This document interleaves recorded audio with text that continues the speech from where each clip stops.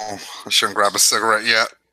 God damn it, Max. I just let you out, and now you want... Do you guys have, like, radar when I'm about to do something? Max, don't just stand there like a dope-dope. It's fucking cold out there. You got the big dumb going.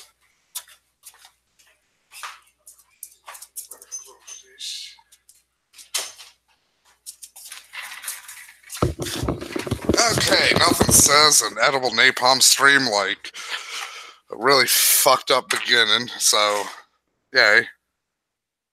Also, I need to make sure fucking Casey's not up in that fucking... Again, sorry. Gotta make sure.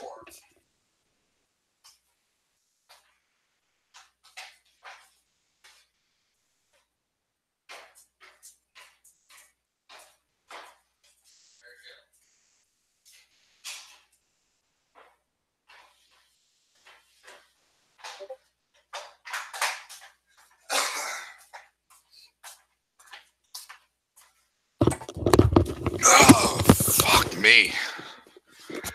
It's so fucking cold. Did you realize my mic wasn't on? Can you hear me? Yeah, now I can hear you. Okay. My mic wasn't on. Yeah, I'm going to be getting up to eat dinner soon anyway, so... This weed smells like Vienna sausages. Should I be worried? I have no clue. I'm gonna smoke it either way. I don't fucking give a shit. Oh, I misheard you. I didn't hear what you said. You just said something smells like Vienna sausages, so I'm just kind of like, oh, well, I don't know. Seriously, this fucking weed smells like a can of Vienna sausages. It's got that weird fucking, like, processed meat I mean, fucking smell to it. Worst case scenario, you smoke it and you really want Vienna sausages later. Again, I don't care. I'm gonna smoke it anyways. I'm just like, this is really weird. Also, god damn it, I just now noticed this. Stop cutting on my non-fucking camera, Google.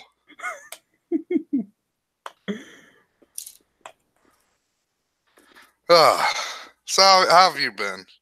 I've been fine. Not particularly busy. I was off the last 2 days from work on account of snow. Yeah, we didn't get any snow. Like, we don't get snow anymore. We're not getting a lot. It's just super cold outside, and there's just enough to like make visibility kind of dicey.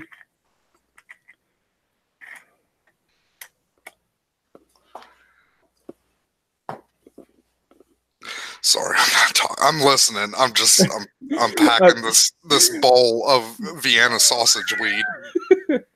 That's fine. I'm just waiting for somebody else to show up so that way I'm not having to be the one driving this whole thing. I'm probably gonna have to end up calling Big Lundy a child murderer again to fucking get him in here. And Goat probably doesn't want to come back on after fucking last week where I fucking called his bluff in the most dramatic way possible. Oh wait, Goat messaged me on Discord. Never mind. He's probably like, I can't make it because I'm fucking driving or I'm dead. That'd be weird if he was like, I can't make it, I'm dead. Yes, he's messaging you from beyond the grave. Oh, he's going to the gym. What, you don't want to listen to us while you're pumping yourself up? Like Hans and Franz? Yeah. We can just yell at you. Call you like racial and homophobic slurs. That's what they do in a gym, right? Pick up that dumbbell, N-word. Throw that medicine ball, F-word. Why am I saying that? I said last week on the show that's not up anymore that I'm going to call War Corpse the fucking N-word if I ever fucking debate his ass. just because I want to see those fucking Gears of War Corpse's head fucking turn. Because he's not going to know how to handle that. Good evening, Chodes. Oh, there's Daemon. I'd be used to that.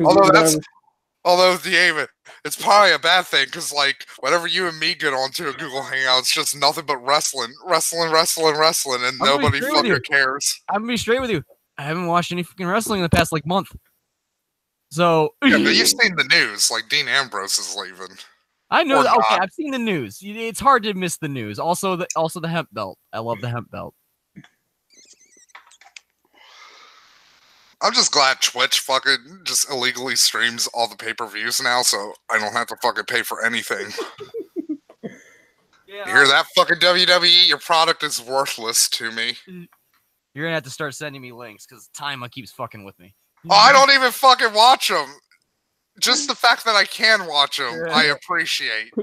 Just the option is there. Again, WWE, that's how worthless you are to me. I'm not even watching your garbage for free. I think the last wrestling I actually paid for was like Ring of Honor. I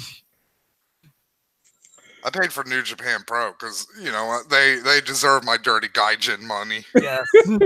Yes, take whatever.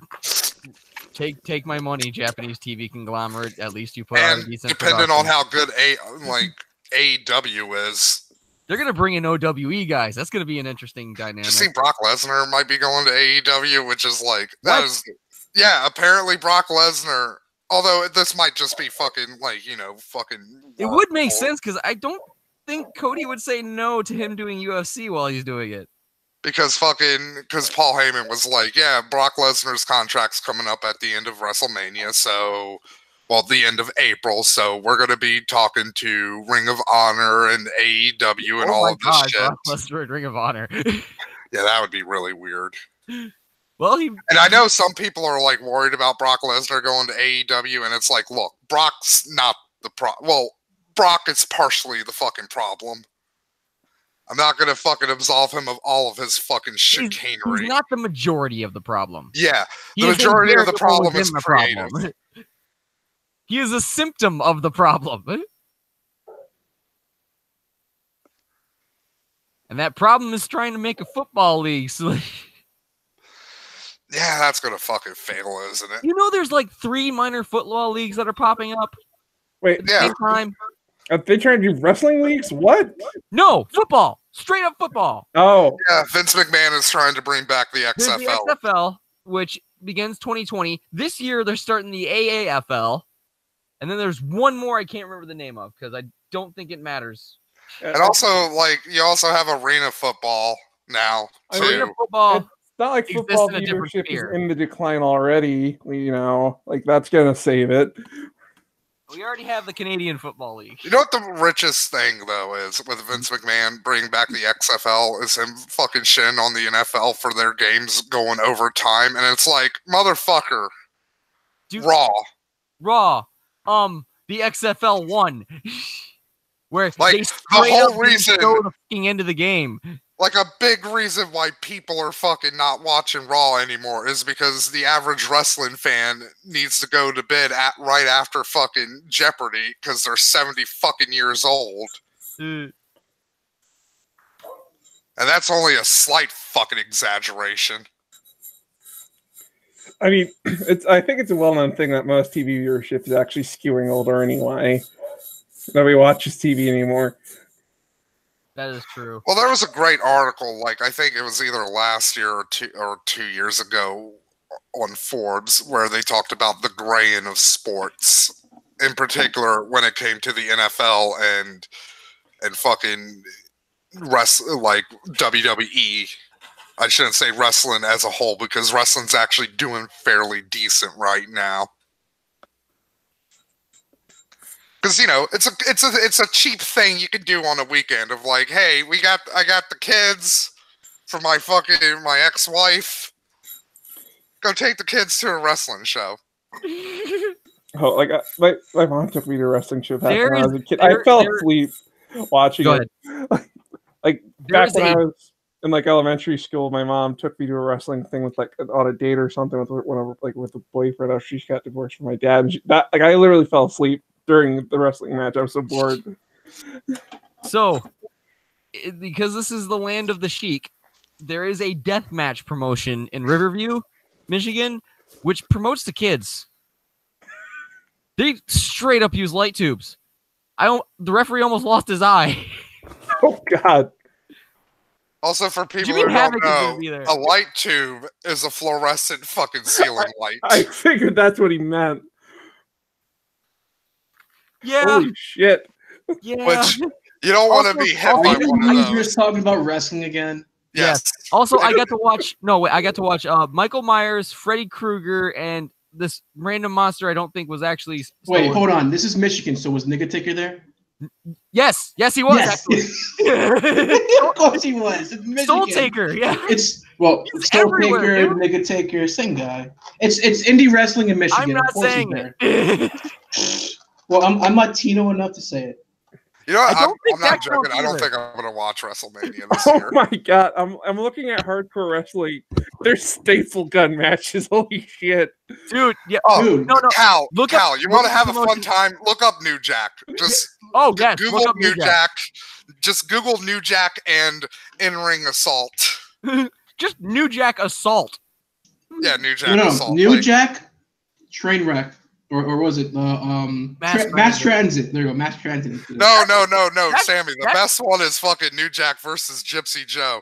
Like watching a black man just whip the fuck out of like a 70-year-old fucking Puerto Rican man. It makes you take stock of your life and like you know the sad thing about that? Nobody really knew who the fuck Gypsy Joe was until that match. I mean to be fair, my New Jack will make it, man.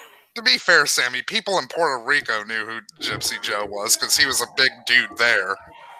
Yeah, but nobody in America gave a shit about him. Nobody in America. I mean, to be fair, like his only claim to fame was like he might have been the first person to jump from the top of a fucking steel cage, maybe. Oh God, Gypsy Joe's like just this pudgy old dude who's balding with little stick arms. Yep. That's our man. Gypsy Joe literally looks like fucking one of the characters from Ultimate Muscle who lives on fucking Planet Meat. Like he's got the same like weird fucking patch of hair on the front. Like he's balding everywhere else, but he's got this weird fucking patch of hair right in the middle of his forehead, and it's like, why are you holding on to that, Gypsy Joe? Just fucking shave it. You've lost the battle. Are you watching it? Yeah. Yeah, you can hear the angry white people in the background. I was gonna say, your mom was a nigga, bitch. Yeah, they really.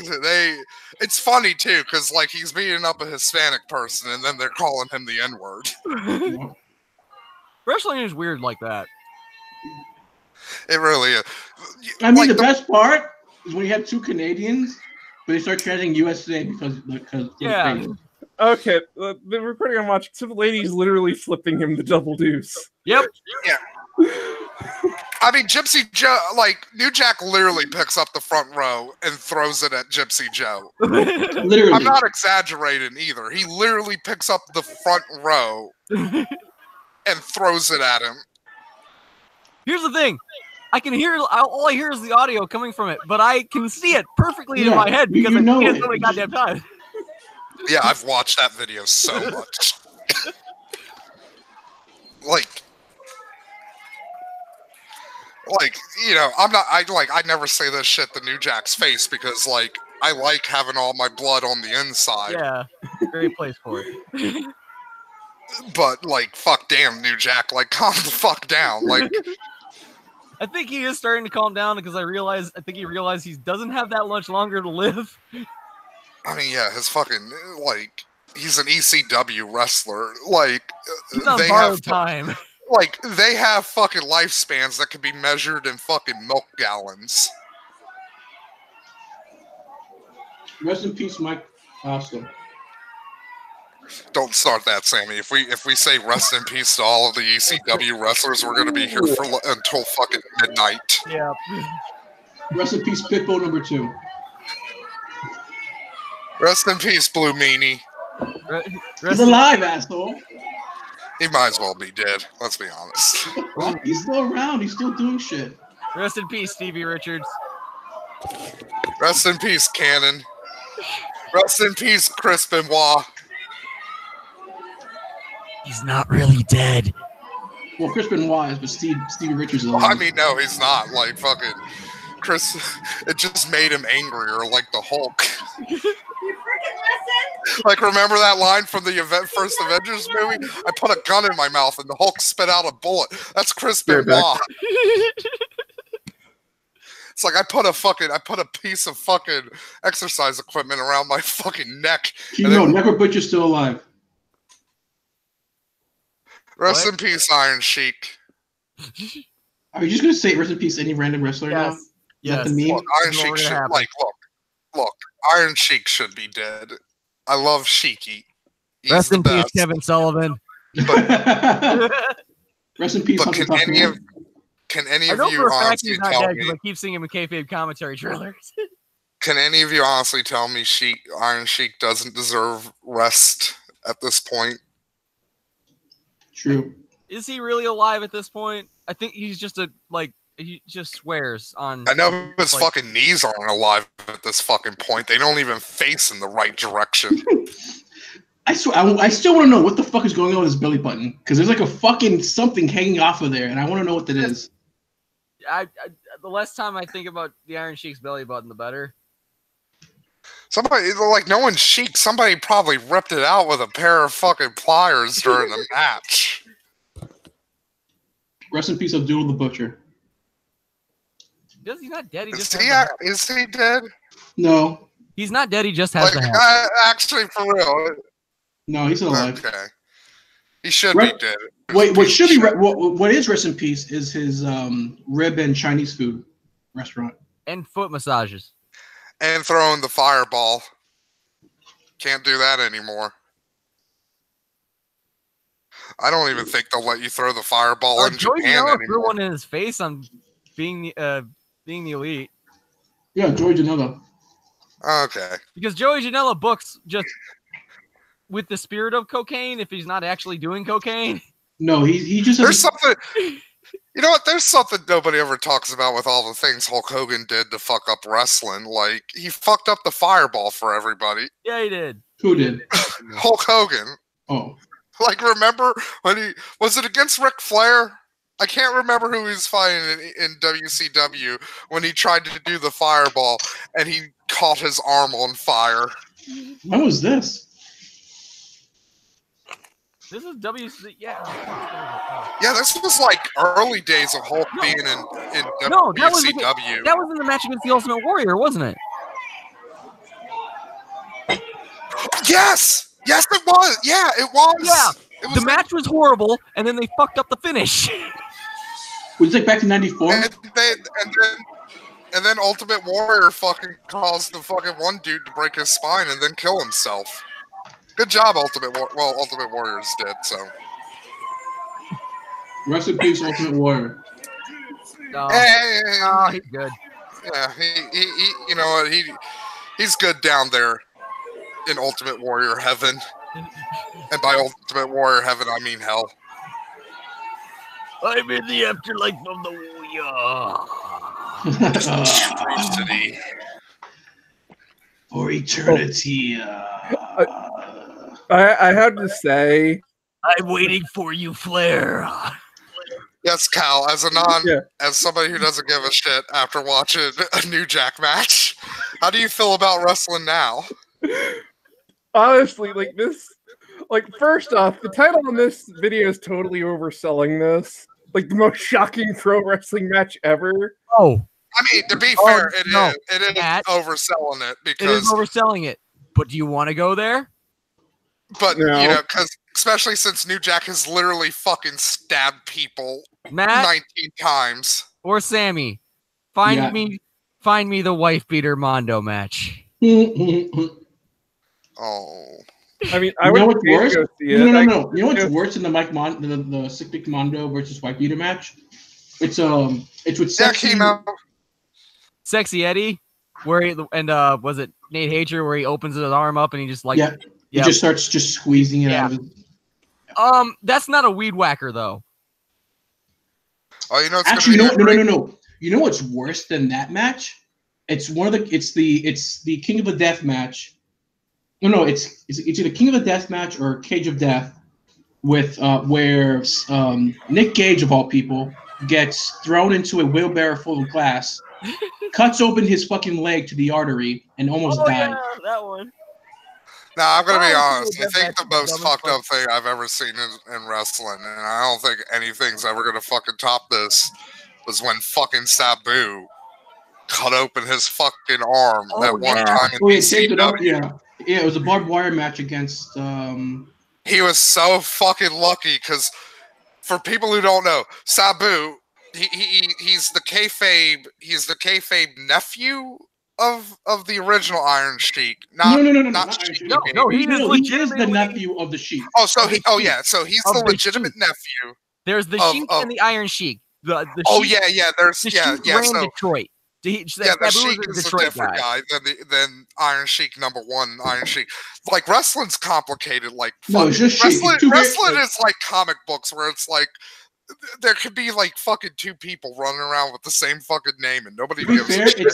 To be fair, Sheik is just the Sheik. Iron Sheik just so happens to have the name Sheik in it, but like the Sheik and the Iron Sheik are two very different characters. Yeah, the Sheik is basically was the boss of Detroit. Is he actually Muslim? No. Yeah. Well, look, no one knows shit about the Sheik. Okay, he was consistently in kayfabe. Like, I know Sabu is Muslim. No, he's not. He's not? I thought Sabu was Muslim. No. Well, for one, you remember this dude? I think they might be Chaldeans because we got a lot of them up here. I don't know. I'm not really sure what his religion is, but I know his original name was Sabu the Elephant Boy. Yeah. Because he was based off an Indian actor, and in India, they don't have cowboys; they have elephant boys because that was like their equivalent. And that's fucking awesome. Why didn't I know about this until now? Why hasn't anybody made a Western in India about the elephant boys? There probably is. Like Bollywood stuff. I want to see. I want to see a fucking Bollywood remake of fucking The Good, the Bad, and the Ugly. But with the only difference is fucking there's elephants instead of horses, and probably like 8-hour songs. God, that would be so, like, thinking about it, like Good, Bad, and the Ugly is already a 4-hour movie. If they made a Bollywood version of that, it'd be like 12 fucking hours.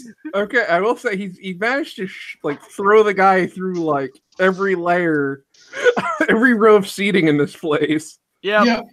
Oh yeah, Zach. Oh yeah, Cal. Another fun fact about New Jack, and remember, when I say fun fact, it's not usually fun. He literally tried to murder somebody. Yep. So he's done that twice at least. A few times. Like literal premeditated murder. Like what? They reached into his waist. Well, actually, on someone. Also, let's not forget this. Hold on. Before we go any further, New Jack has killed a man. Oh yeah, true. Well, technically, with mass transit, like he had other health problems that killed him. When he was a bounty hunter, he legit killed someone. He shot someone. That is not confirmed. No, it is. No. He confirmed. Well, doesn't he? I know he's walked back like the 3 justified homicides. Yeah. He used to be like he had like 3 or 4 justified murders. It's only been 1 because he used to be a bounty hunter before he became a wrestler, and he had an incident where he did have to shoot someone, but it was self-defense. So I wanted to fucking.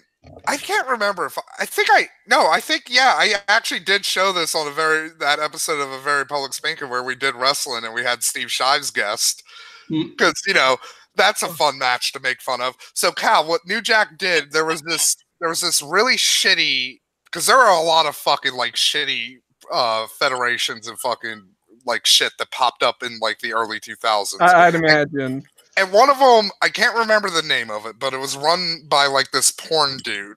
So XPW? Yeah, XPW. So like, they're fucking the West Coast ECW. Yeah, they were trying to be they were like basically like West Coast ECW, but even more trash because like literally their videos also had porn. Like basically the matches would be broken up by the quote unquote female wrestlers just showing their tits and pussies. Just like randomly, like in softcore fucking like porn scenes and shit. So New Jack and Vic Grimes, who more explanation here, Vic Grimes kind of basically turned New Jack into the monster that he became, because during a match at ECW, Vic Grimes fucked up a move off of a balcony and he landed straight onto New Jack's head and crushed it.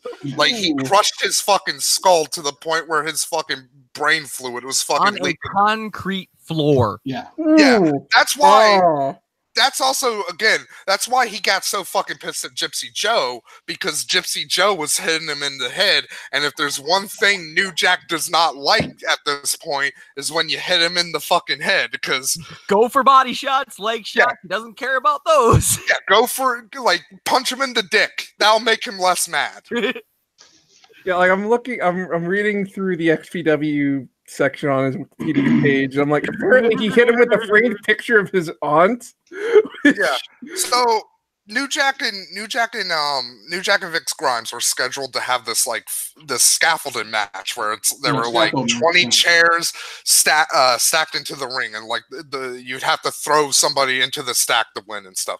New Jack literally went out, like, was looking at the scaffolding and stuff and was trying to figure out the best fucking angle to intentionally botch it to where he would throw fucking Vic Grimes onto the turnbuckle. Ooh, yeah. Because, again, New Jack has a real undying hatred for fucking Vic Grimes. Which brings the question, who the fuck put them in the ring together?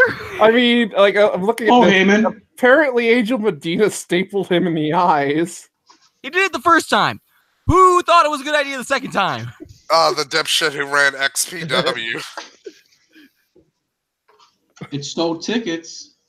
But yeah, like, the only thing that saved Vic Grimes' life that day was before the show happened, the people who set up the ring and stuff, they moved the scaffolding over like 10 feet because it was fucking with the lights and stuff. Oh, I'm looking at this. He's actually permanently blinded in his right eye. Yeah. Yep. There's a link in the Hangout chat. Watch it. Yeah, New Jack is, again, like, he's one of those people where it's like, look, I feel bad for you, New Jack. I really do. You've had a really awful, hard life, and you've been put through an immense amount of pain. But at the same time, like, nobody should ever fucking hire you to get inside of a ring ever fucking again. That's okay. He's semi-retired now, so every once in a while he comes out, hits people with something every so garbage often. can. You know, it'd be fun, New Jack, like in the Royal Rumble. There is no insurance company in the world that'll allow that. Really? You think that's stop WWE insurance? And look at New Jack, once again, the blood flowing profusely from the hip at New Jack, going after Grimes now with this rope. And this is Also, another fun thing with New Jack is he also just literally shocked fucking Vic Grimes with a cattle prod. That too, yeah. Face first into that steel entrance ramp. Oh, like looking at Vic Grimes. Oh man, that would have fucking hurt having him land on top of you. He's a big guy. Vic Grimes is a big man, and he crushed fucking New Jack's skull like a fucking grape. Ooh. On the part of New Jack. Like New Jack is legitimately like lucky to be fucking alive at this point. Because Vic Grimes like 400 pounds and it moving. I'm sorry. I couldn't remember because like there's so many fucking New Jack matches out there I could have shown, but I think if I remember right, I definitely showed the Gypsy Joe one because why the fuck wouldn't I? That's like the best fucking. It's so fucked up. And then the Vic Grimes one to be like, yeah, this one's fucked up and hilarious, but it's also really fucked up. We see a battle of the big deals here tonight. Between Nick Mondo and Ray. Oh, here we go. He's got the goddamn weed. Wow. Oh, God.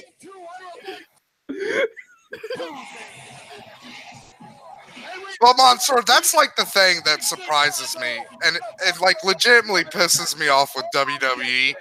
Like they do these fucking bullshit half measures, like with Chris Benoit when Chris Benoit murdered his family.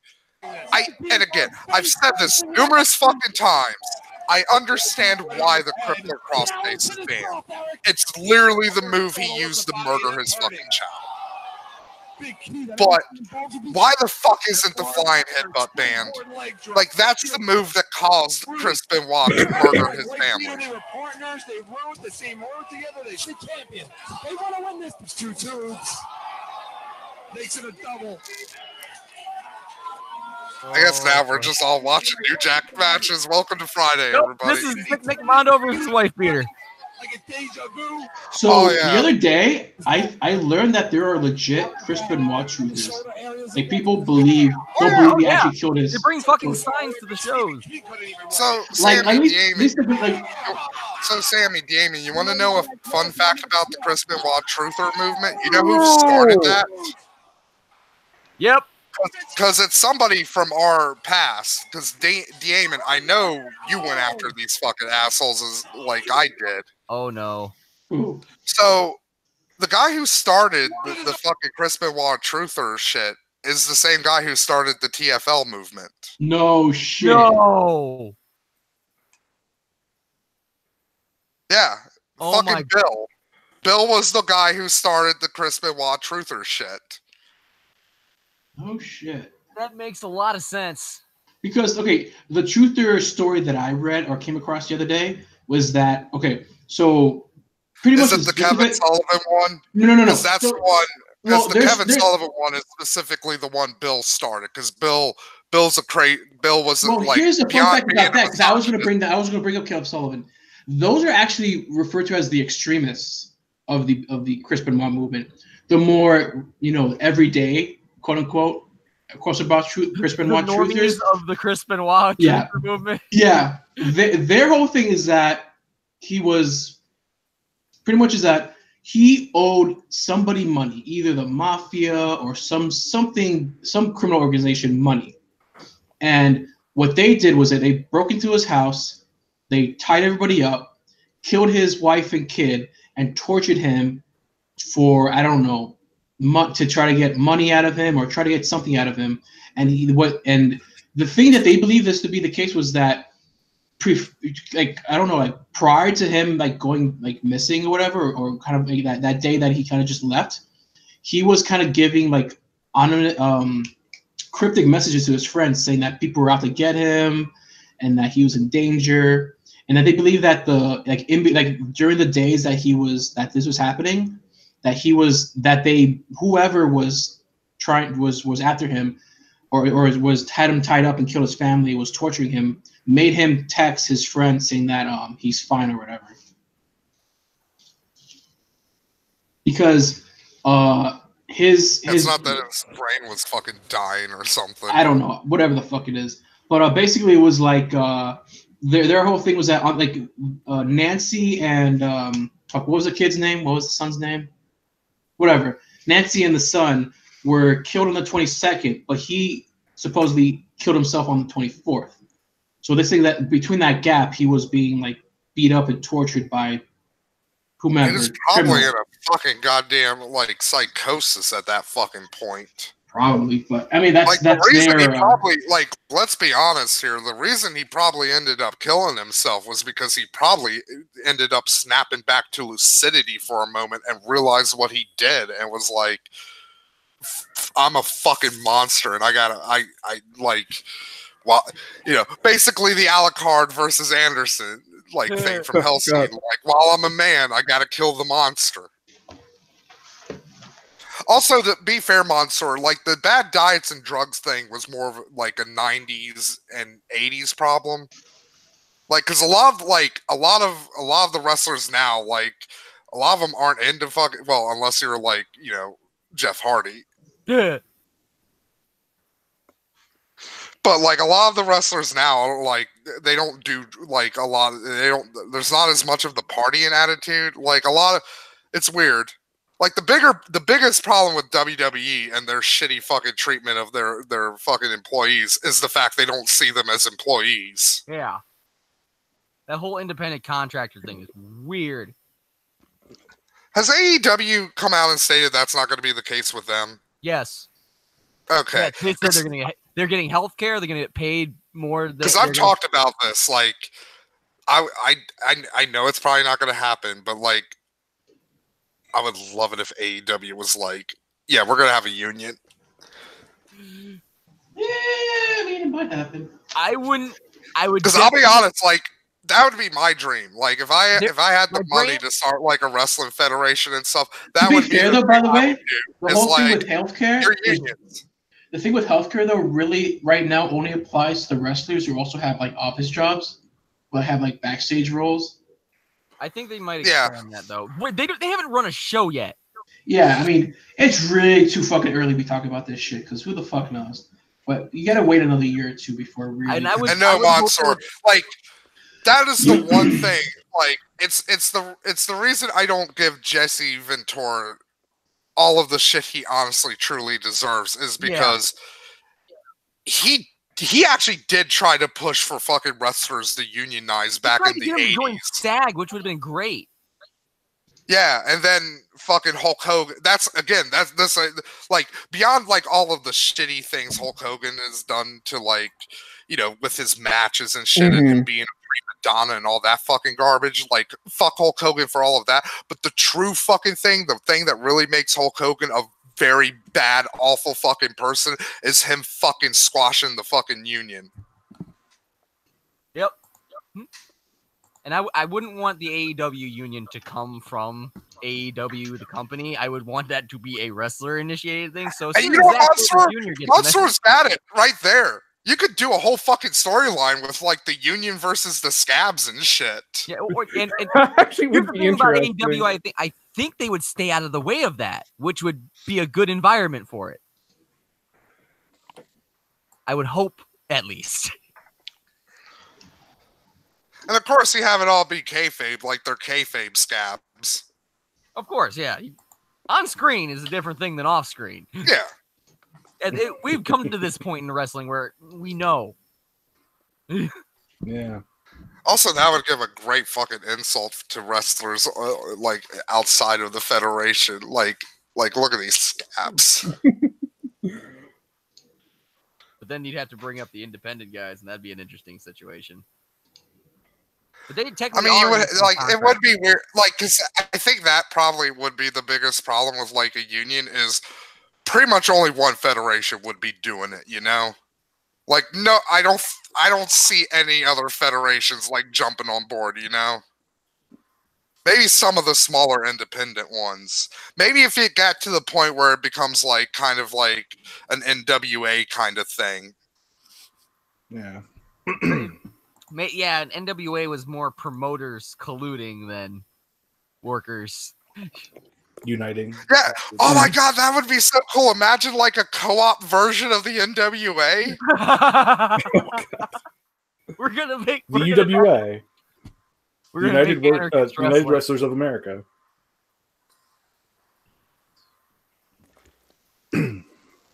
But also, all hey, power to the workers. That's fine. Yeah. Hello. But yeah, like that would be like my thing with wrestling is like if I had my own like little federation, I'd be like, yeah, I'm gonna give these guys like a union, and I'm gonna give them union benefits and like collective bargaining power. You tell your boys, you guys can unionize.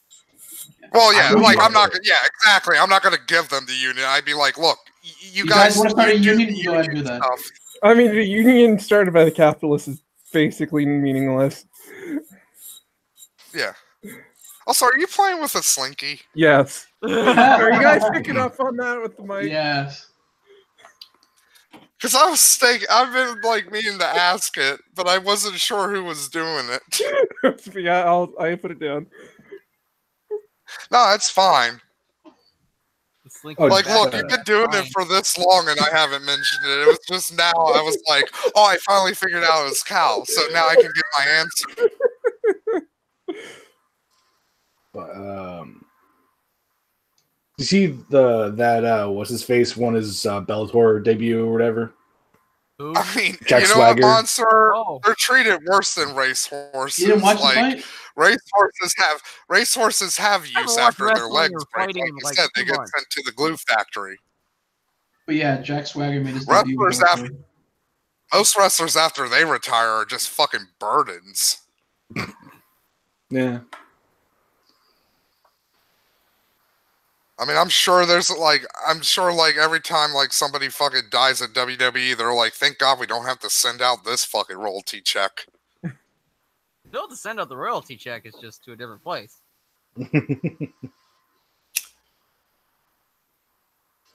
I mean, sometimes, but like, let's be honest here, Damon. Like, there's like with the back catalog they have, and like, there's a lot of fucking like no name fucking nobodies who are like nobody cares. I mean, they're not selling merch. They already signed away their rights to be broadcast. Yeah.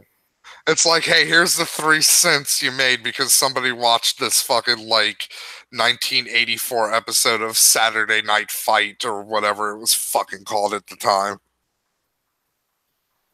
Shotgun Saturday Night or whatever. Yeah. Well, that was.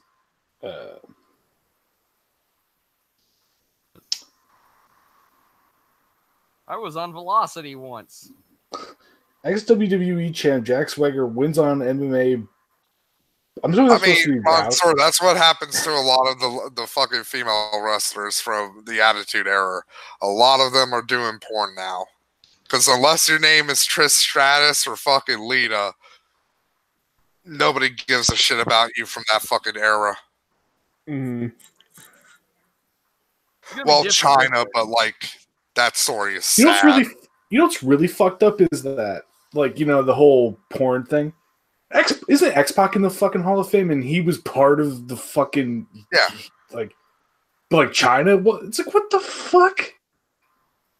Although China technically is also part of the Hall of Fame because D-Generation X as a whole is in the Hall of Fame. But she was never. Let's be honest, then. I mean, to be fair, like eventually X-Pac will get into the Hall of Fame in like 2120 or something. I mean, honestly, honestly, I'm not that surprised that a lot of the female wrestlers end up in porn, considering how a lot of the wrestling matches were framed with them. Especially from that era, because a lot of the female wrestlers from that era actually came in through like modeling or acting or stuff, or in some cases actual fucking porn. Like that's where most of the ECW fucking women came from. Yeah. Oh, you know what's an even sadder fucking porn than the China porn is the fucking is fucking the porn Sonny made like 3 years ago. I've seen the OSW review of that. Oh, it's sad but fucked up and funny. It really is. It's like watching a really sad old man clown die and fall in a ditch where it's like, I should have some humanity here, but at the same time, this is kind of funny. It's tickling the reptile part of my brain, which makes me laugh. Like, there's seriously a part where she says "fuck my life" in the porn. Like she's getting fucked and she's like, "Fuck my life." It's like, also, she also showed her Hall of Fame ring, like very prominently, apparently in the porn. It's like you're not in the WWE anymore. Like you showed your Hall of Fame ring in a porn. Yeah, you're never coming back ever. Well, that's Tammy. Yeah. Anyways, part of the story is wrestlers should unionize. Yeah. Yes, if you take anything away from this. Remember the union? In the head. Never hit Jack in the head. Sammy and Zen, because you watched the episode. Remember the union of people you ought to respect. I remember being so excited about that faction because it's like, oh boy, the union. It was the union of people you ought to respect, which basically spelled out up yours. Oh. It was Mankind, Big Show. I think Bob Holly was in it. Didn't they all carry Ken 2x4s Shamrock. for no reason? Yeah, they carried around 2x4s. Yeah, That was like the thing that made me excited, though, is like, because I mean, to be fair, at the time, like Big Show wasn't like the complete joke he is now, and it's like, oh boy, like Mankind and Kent Shamrock, like two good ass kickers, like this is gonna be fun. And then it's like, no, it wasn't. Okay, fun. it was Ken Shamrock, Big Show, Test, and Mankind. You know what's hilarious? Speaking of the Big Show, I only just learned this the other day. He was actually the giant Santa in Jingle All the Way. The guy to the fight with Schwarzenegger. Yeah, he was. I think he was still in WCW when he did that. I think he's in a lot of movies where he's like big dudes. It's like, we need a big dude. Get us Paul White. I mean, he is like he's a big dude, and he's like mostly in proportion. Unlike, you know, my dad, Andre the Giant, my real dad, the Great Antonio. No, I'm the soul vessel of the Great Antonio. Yeah. Get it right. And if you want to know what you're talking about, check the link below for the Goat Pen podcast. Listen to the Great Antonio episode. You know what? It's really hard for me at this point now with the podcast, because like the 3 episodes we did on Lundy and ragging on him about fucking his Newground shit. I miss that, but oh my god, like Damon, it gets to a point where I'm like, I can't even look at my computer screen right now. I am so disgusted by you, Lundy. I am disgusted and embarrassed. I'm so glad none of you will ever find my old. It was like my favorite part that I completely forgot about was his weird nonsensical anti-Semitism. Where somebody was like, Jews are cool, and he's like, yeah, and they throw rocks too. And it's like, what does that mean? What artistic intent are you doing, Lundy? Long story short, I don't want to spoil too much, because again, like, there's like 2.5 hours of us just putting the fucking boots to Lundy. It's like fucking, it's like we're a bunch of fucking 1960s mafioso in Las Vegas, and we just caught this motherfucker counting cards. But the verbal equivalent of that. I mean, yeah, of course you can't. You know, we don't want to go to New Jersey. Like we verbally put Lundy in a fucking. Hey, I live in New Jersey. Fuck you. We verbally put Lundy in a hemp sack and beat him with rakes for 2.5 hours. Verbal rakes. I'm gonna be saying that. Yeah, it was like -20 here. Still like better in New Jersey. Yep, it's still freezing outside. Not that bad. Jeez. Like seriously, Lundy, like it's actually feeling. But yeah, I don't want to spoil too much, but just to give people an idea of how much of a shitlord Lundy was when he was a teenager, he would have been a fucking Proud Boy today if he was a teenager. Absolutely. He would have been like he literally started a forum thread of like, why can't white people be proud to be white? I had that phase. He literally pulled a Steve King and was like, what's wrong with white supremacy? Like, what's wrong with that term? Like, come on, guys. Did he try to play it off as he was trolling? No. Oh. No, he was not trolling. Was also in that episode just like taking the hits? I mean, yeah, he was. He did what you should do in that situation. He just ragdolled. He just ragdolled and let it happen. He was just like, you know, he you know, to quote Queen Victoria, just lie back and think of England. That's what Lundy did.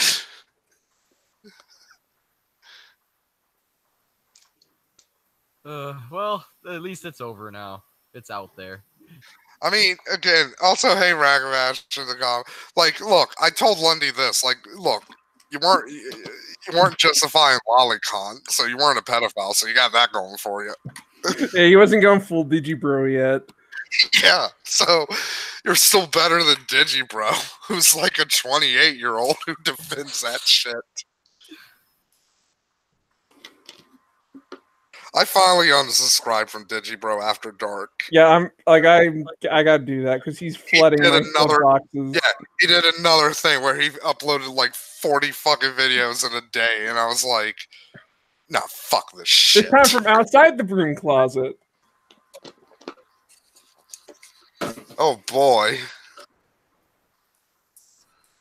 But yeah, like, and to give you guys a bit of example for how much my feed gets flooded, I'm subscribed to that one crazy fucking Russian lady that fucking like Rainbot and fucking like Nightmare Expo talked about, where she'll just post 40 fucking videos where she's in the woods in a swimming suit, and like 40 of them will be that, and then like another 40 she uploads the same day are just her walking around like Moscow, like screaming at fucking people. She's got schizophrenia. She's Russian Gary.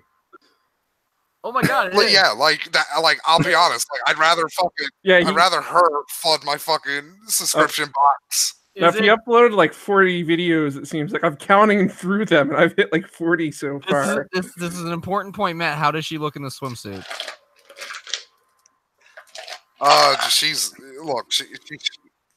She's shaped like a pear that's been bitten out of a couple of times. So you tell me. Okay. That's a weird description, but very vivid. She has a weird body. Okay, I don't want to body shame. Trying like, what am I saying? Like, I was gonna say, like, I'm trying to be a nice person. I'm sorry, Matt. That question was meant to get you to dig your way into this hole. Should I watch Red Letter Media videos? No. Okay. Yeah. I've never watched any of them, so that's why I was asking. And then like they keep popping up in my recommended shit. So I was like, really? Goat's giving me updates about what he's doing at the gym. I don't think they might be for public consumption. But yeah, Goat Yanward, you'll never lift those weights. Yeah, that's why you'd be a house slave. I'm glad you at least said that. Can we just at least be like make sure we glad he look there. Damon, I'm saving the actual N word. I'm saving the actual N bomb for War Corpse. Okay. That's a different situation. Yeah. That's just me wanting to fuck with War Corpse's dumb little mind. It is fun when you get those guys who like they want to be able to say slurs, but you're arguing against them. And if you drop one in there, they'll focus on that, and you can just fuck with them like that. Yeah. I just want to blue screen War Corpse. I know that's what would happen. I called Dankula a bitch boy on Twitter because he is. And one dude came in and like started replying to me. It's like, I thought you guys are so just blah blah blah blah blah blah blah. And I just simply replied back. Yeah, it's Lord of Patriarchy, Kima. I thought you guys were okay with insults. And then he responded back with 2 more paragraphs that I didn't read. And it's like, I thought you guys were thought you guys were okay with slurs. And then he sent 2 more paragraphs, and I just sent back, I thought you guys were against virtue signaling. And just Count Dankula is just mad because Count Dankula is just mad because he'd be put in one of those camps for the mentally subnormal. One of those like 14-year-old followers. They would also be put in the camp for the mental. Like a lot of these fuckers would be. Well, never mind. Goat's listening to this shit. So, like, I've been listening to some Trapo Chap House recently on YouTube, and I listened to their fucking video where they've described fucking incels as Torgos, which, yes, like we should, like everybody should just start referring to all incels as Torgos now, because that's what they are, and it's like, like a lot of these fucking assholes are just assholes who like 100 years ago would be like the fucking Lenny from Of Mice and Men on some rich guy's farm where they never fuck and they just live in a shed with like 5 other fucking retards, and they're just like, you want to like a job? I think it's gonna rain tomorrow and cold day today.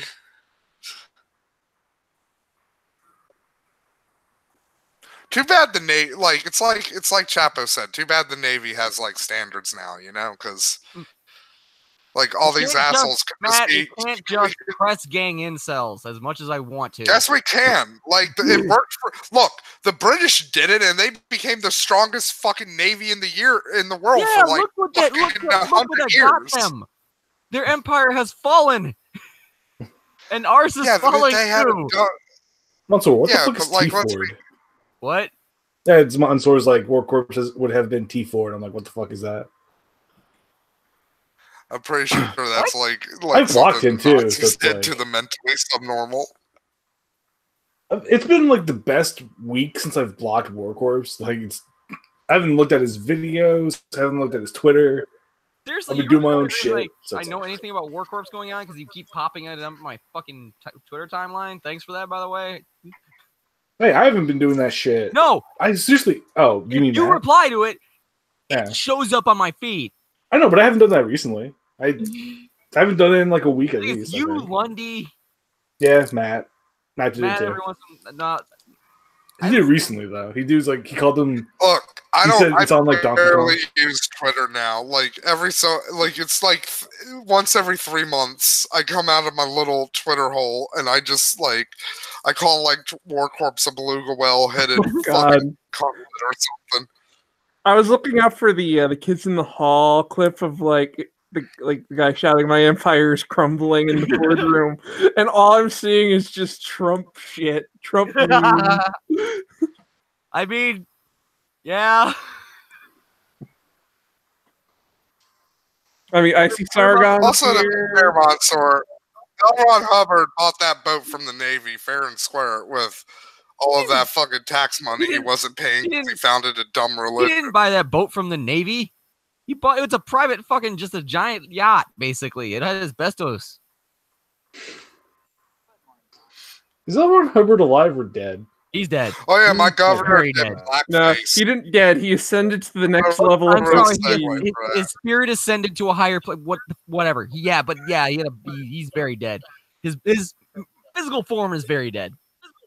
He shifted from this mortal coil.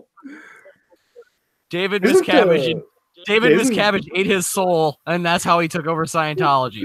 Elron sounds like fucked up. Elron. Every time I just say Elron, it just makes me think of like Clark Kent's Stevie Kryptonian uncle who would have fucking probably molested Superman if it wasn't for the fact Krypton blew up.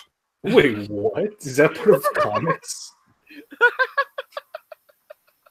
Or just because it wouldn't surprise me considering how many fucked up Kryptonians. Yeah, Elron raped kids. He did, you know. Yeah, I have video footage of what David did to Elron. Oh God, this will not end well.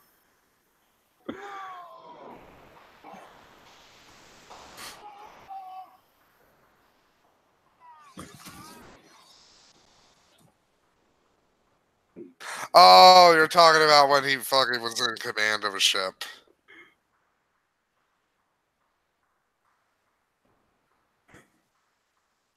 I mean, yeah, fucking Twitter just makes me sad at this point. And not just because like I follow like a bunch of like really depressing animal shit on Twitter. Yeah, like I stay off of Twitter just because like I don't want to get the habit of sharing my hot takes with people.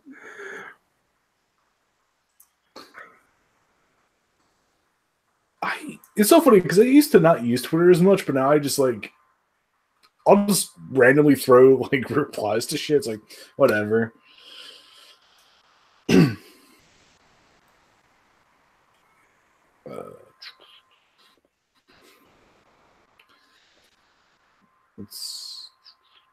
So yeah, my governor's like was a racist. He was in medical school. You have to be very, very more specific with that one. Was he the one in blackface, or was he the one dressed up like the KKK member? Oh wait, yeah. I don't think anybody knows yet. People in Virginia wear blackface. What do you know? Not to be fair, but I always say that when I want to add, that's kind of the problem with me. And to be fair, it's that's become my go-to shorthand for bit of context here. It was racist ass fucking Virginia in the 70s. Well, not the 70s, the early 80s, which were basically the 70s. Mm. Everyone's mad at our governor because of the consumer thing and the alert. So one of the consumers' energy compression plants. Sorry, I said pant. Sorry, I'm tired. It caught fire, and that's where all the natural gas is stored. There was no gas explosions or anything, but the facility got shut down in the midst of a giant cold snap, and that's where all the natural gas for the heating systems are coming from. So we got an alert on our phones to turn our heat down to 65, so we could use less gas. Almost nobody followed it. There's been so many fires because of the cold. Oh my god, there's been 4 or 5 fires in New Jersey alone so far, just from. I mean, how's that different from a normal one? Hey, fuck you! No, these are worse fires. I mean, I know certain parts of New Jersey can go fucking die in a fire, but the part I live in is nice. Stop defending and hit back. I'm from Detroit. We do fire well. Yeah. Demons. At least none of my cities are rusted. Demon basically lives in Fallout at this point.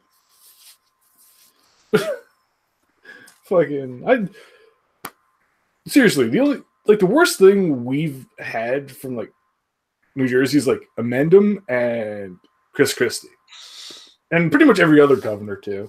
Yeah, that's the worst thing from New Jersey. Not the mob. Or 3 Mile Island. The mob is other places too. It's not specifically New Jersey. Or that trash barge. I already talked about Chris Christie. All right, you can get off of it.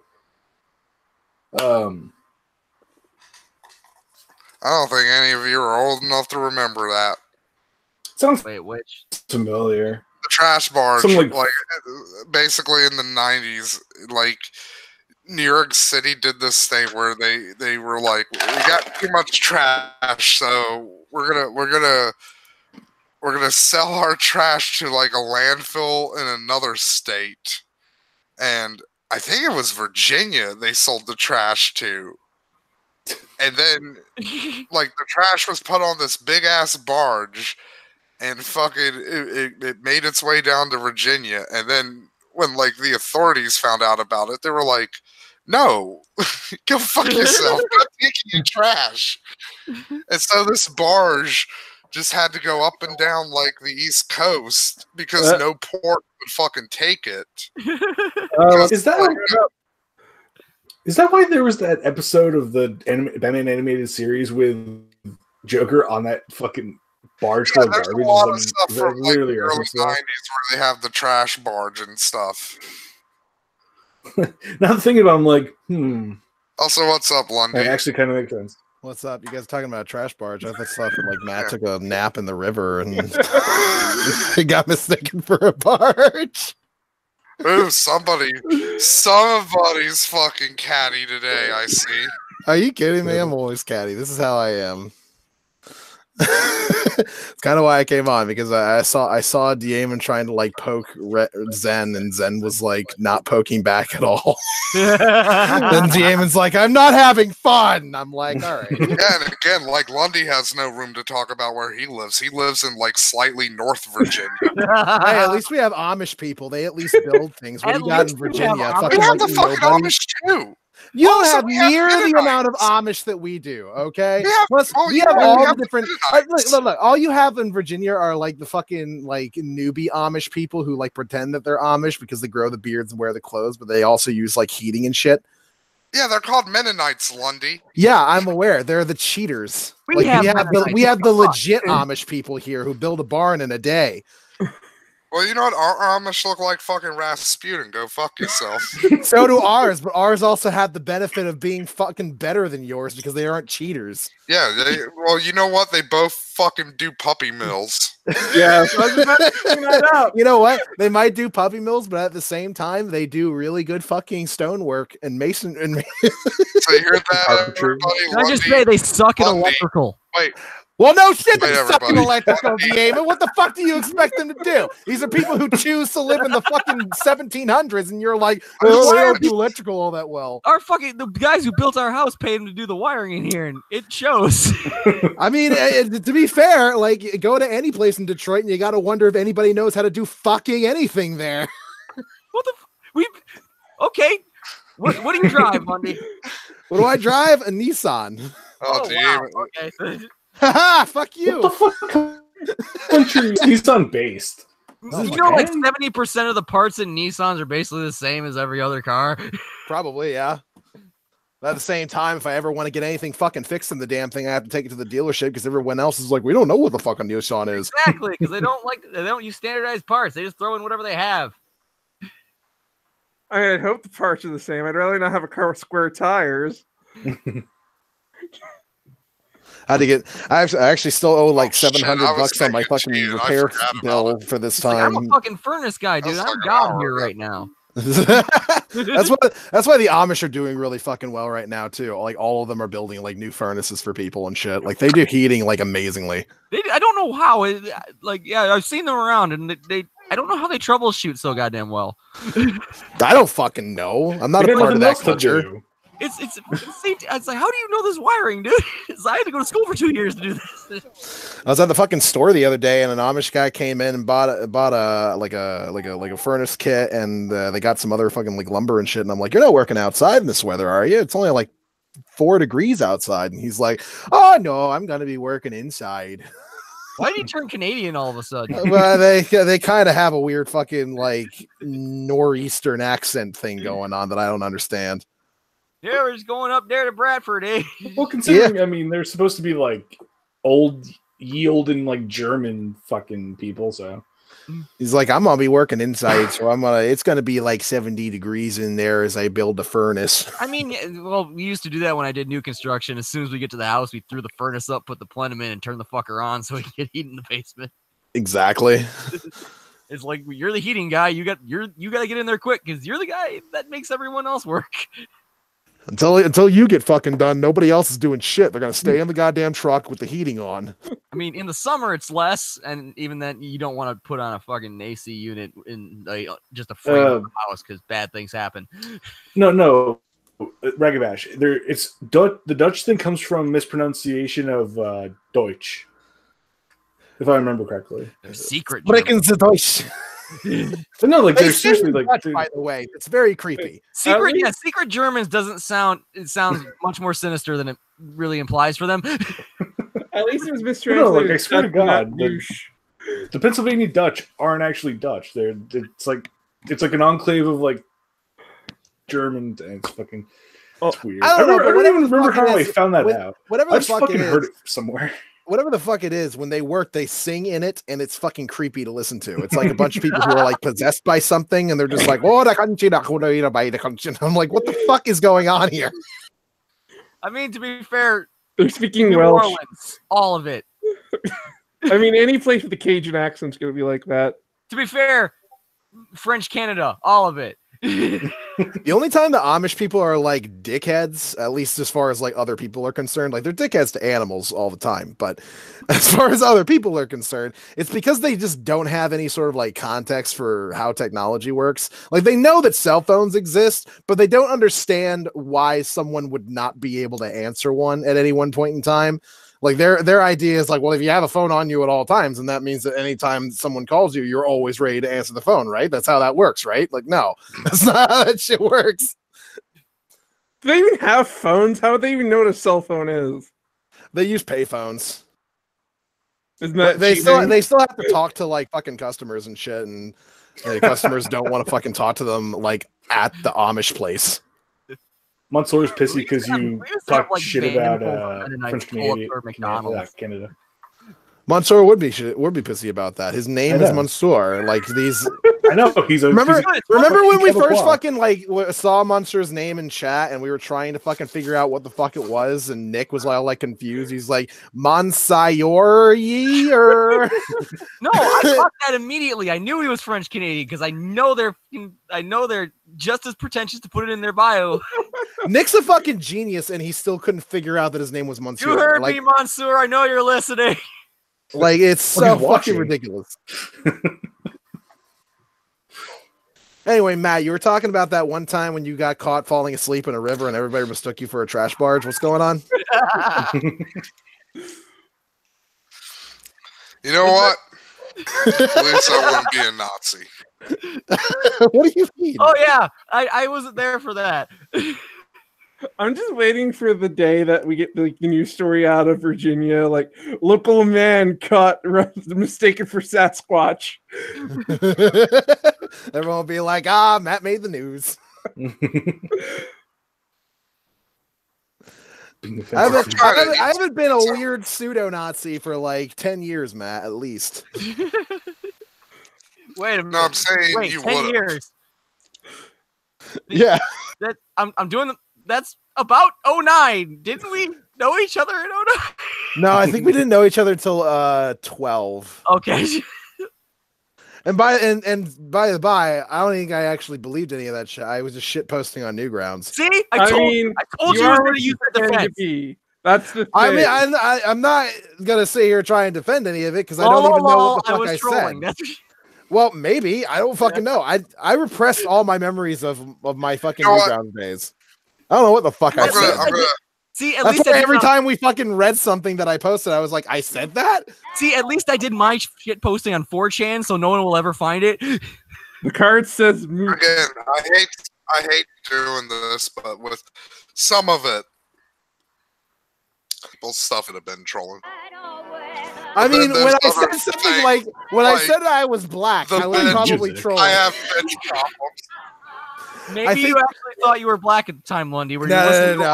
I think when I said that I was black, I think that when I said I ran a business and had a secretary at the age of, I think, 14 was the time I made that post. I'm pretty sure I was fucking around. Now, I was fucking around in a dumb way because I think I was trying to make myself feel all like big and badass and shit, but obviously I didn't actually run a business or have a secretary. Can you stop masturbating in the background? Like, what the fuck are you doing? He's getting off on your shame. I'm just scratching. I swear this mic has better gain. I have my leg is itching like crazy. And I'm like slapping it. You slap your leg to itch it? By the way, you slap your itches? Dude, whatever you need to do to get it there. Whatever you need to go. I don't want to go into the Steven Universe stuff because I want to save that for the podcast tomorrow, but something I do want to go into, you're fucking objectively wrong about the new DuckTales. What, that I don't think it's great? Yes. My response was that it was meh. It's not, and by the by, you don't get to tell me that I'm wrong for whether or not I like something, Matt. That's not how liking things works. You know what DuckTales? You know what the new DuckTales has given us? It's given us the first fucking depiction of a bisexual Hercules in the form of Storkules, which is the best pun ever. Also, he probably Storkules is the best pun ever. Are you fucking kidding me? Yeah, no. I'm not. Okay, look, I don't like puns, so I can't come up with any off the top of my fucking head, but like I swear you could come up with way better fucking puns. Oh, he's not testicles, Damon. He's a stork. Well, that's what I'm saying though, Matt. You're basically just giving them credit for making an animal Hercules and then just making a pun out of it and saying it's the best pun ever. It's not the best pun ever. I just noticed. You know what's weird? I just now fucking realized with that episode, all the other Greek gods had their normal names. Like Zeus was Zeus. Storkules was the only one where they were like, let's turn this into a pun. Well, that's because he's a filthy half-breed, Matt. Well, Hey, no, that's 'cause my Zeus- fucking. whoa, That's whoa, my Fucking line. animals. Whoa, Lundy, it's coming out again. No, that's the story of Hercules. He's half god, half human. I mean, you're right, but you don't have to say it that way. He's a dirty mudblood. Okay, yep, that's my. Look, JR, like fucking that like what's her face gets to write a book. You almost say J.R. Tolkien. I was gonna say J.R.R. Tolkien. You were about to mix up J.R.R. Tolkien with J.K. Rowling.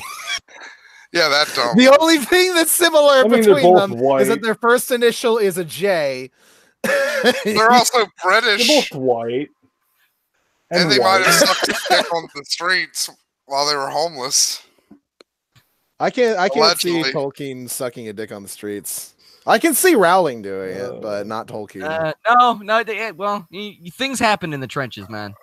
No, Yeah. well, no, I'm saying that he didn't do it on the streets. Like if he was butt fucking while he was in battlefield, if the trenches are kind of the You streets. know what? Okay, Lundy, no, they're really not. I mean, walk it's it, kind of a Lundy, different scenario. Like It's a different so- scenario. I But know that you guys in Detroit like to like be hyperbolic and say that the streets of Detroit are a war zone. They're not a war zone. They're just I get- shitty. Oh yeah. Another we thing I usually wanna don't say touch- that. You say Oh, yeah. that. And then we have to just go into it. Lundy, Look, it's Lundy, like another thing I want to touch upon, because this isn't really something that could make like a full podcast episode, but like I'm not saying TN like okay, a little bit of context here, folks. So I've been rewatching Dragon Ball Z, and I'm getting up to the Cell saga, and it's at the point where like Gohan's fighting Cell and everybody's jumping in, and it dawned on me like, wait, why didn't TN use the fucking Kiko Ho here?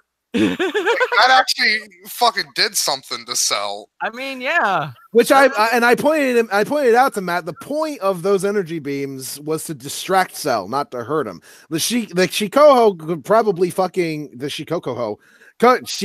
Fuck you for making me say this fucking word. The Kikoho. Yes, it may have done like a little bit of damage to him, but it also probably would have shoved him out of the way of the last Kamehameha that Gohan had in him. And you said, well, he could do it from behind Cell and then push him into Gohan's Kamehameha. But then the problem there is that it doesn't like weaken Cell's fucking Kamehameha. So and all it would end up doing is like push him into Gohan, which may distract Gohan, fuck up his shit, and then fucking Cell like tackles Gohan without wanting to, and then Gohan's all fucked because he's fucking crippled to shit and can't move anymore. I think Matt's objection is earlier in the fight where like they're all still fine and they can all just gang up on the motherfucker. Well, no, because the thing there is that the thing that Matt was talking about was specifically the fucking the energy beam clash. Because you can say that the Kikoho may have done like a little bit of damage to Cell, and I won't fucking argue with that because at the very least was able to get second form Cell to a fucking standstill. So it probably would have done something to perfect form Cell, especially since it actually did like stave off Super 2 as well. That is slightly different. So now, but the thing is like there's no point to doing that because like he wasn't the one fighting Cell, and really getting everybody to fight Cell at the same time.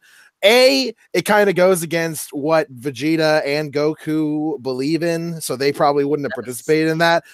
And they kind of were their big hitters, so without those two participating in a big gang up fight, they probably would have all just gotten raffle stopped by Cell. That I will interject a point within that. That is Vegeta and Goku's, but not Gohan. No, but Gohan wasn't awakened yet to be a Super Saiyan 2. And by the time that he was awakened to be a Super Saiyan 2, he didn't need anybody's help. Much different from his father and whatever the fuck Vegeta is. No, I get that, but at the same time, he wasn't near strong enough to actually be able to take on Cell. He needed to become Super Saiyan 2 in order to be able to do shit. So, and by the time he hit that, he didn't need anybody's help anyway. So, Lundy, I came to the realization. I think my frustration with this is more out of less like Tien in Dragon Ball Z, and more Tien in Dragon Ball Super. Well, yeah, because you realize that they fucking decided that that they basically just decided to shit on Tien and make him a basically useless for like character. no reason. I mean, they did that with like 80% of the Dragon Ball. No. Everybody else got a fucking redemption thing as far as everybody else had at least a cool in moment. Super. Fucking Krillin, Krillin was able to take on multiple people. Master Roshi was able to take on multiple people. Fucking, I mean, the only one who didn't was Yamcha. He was the only one who like wasn't involved in all this shit. No. Yamcha got his moment in the fucking baseball episode, Lundy. Well, that's what I'm saying that like I was getting to that in that Yamcha doesn't need to fucking like prove himself as a fighter because he's a successful fucking athlete. Monster Carrot is dead. Yeah, everybody knows that. Who? What? Monster Carrot. He's from fucking Dragon Ball regular. Fucking. Like, you are right. He was the rabbit who was turning everybody into carrots. Tien has done a lot of fucking. He lived shit on the moon. that's The moon super got destroyed. impressive. Thus he's dead.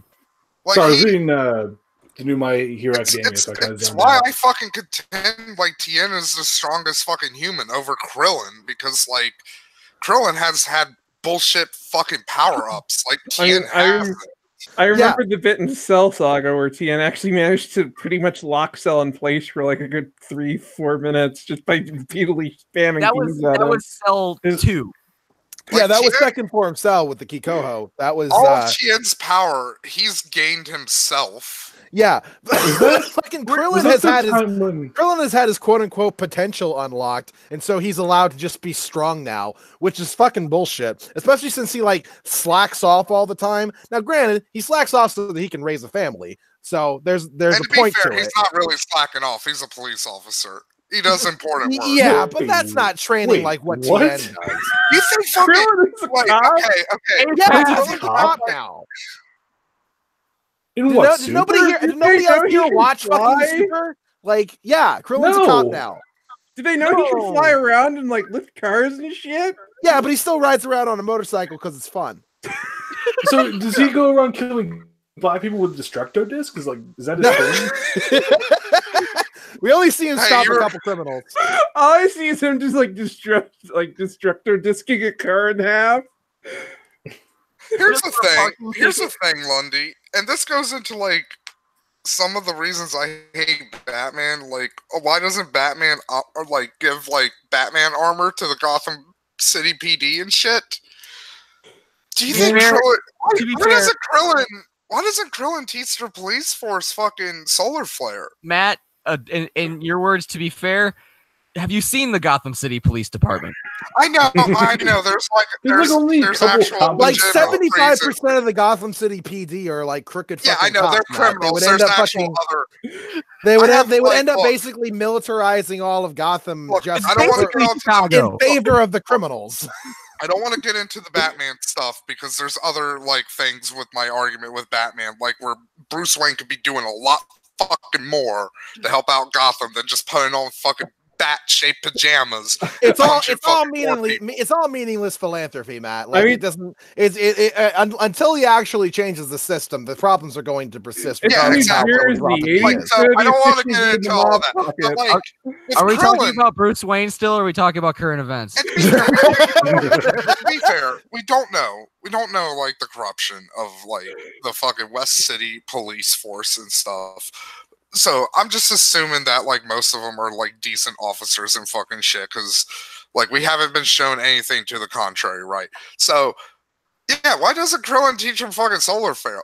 Well, there's no reason to believe that they would be able to learn it. I mean, fucking the only other human who outside of the Z Fighters has been able to learn any sort of like energy based anything is Videl.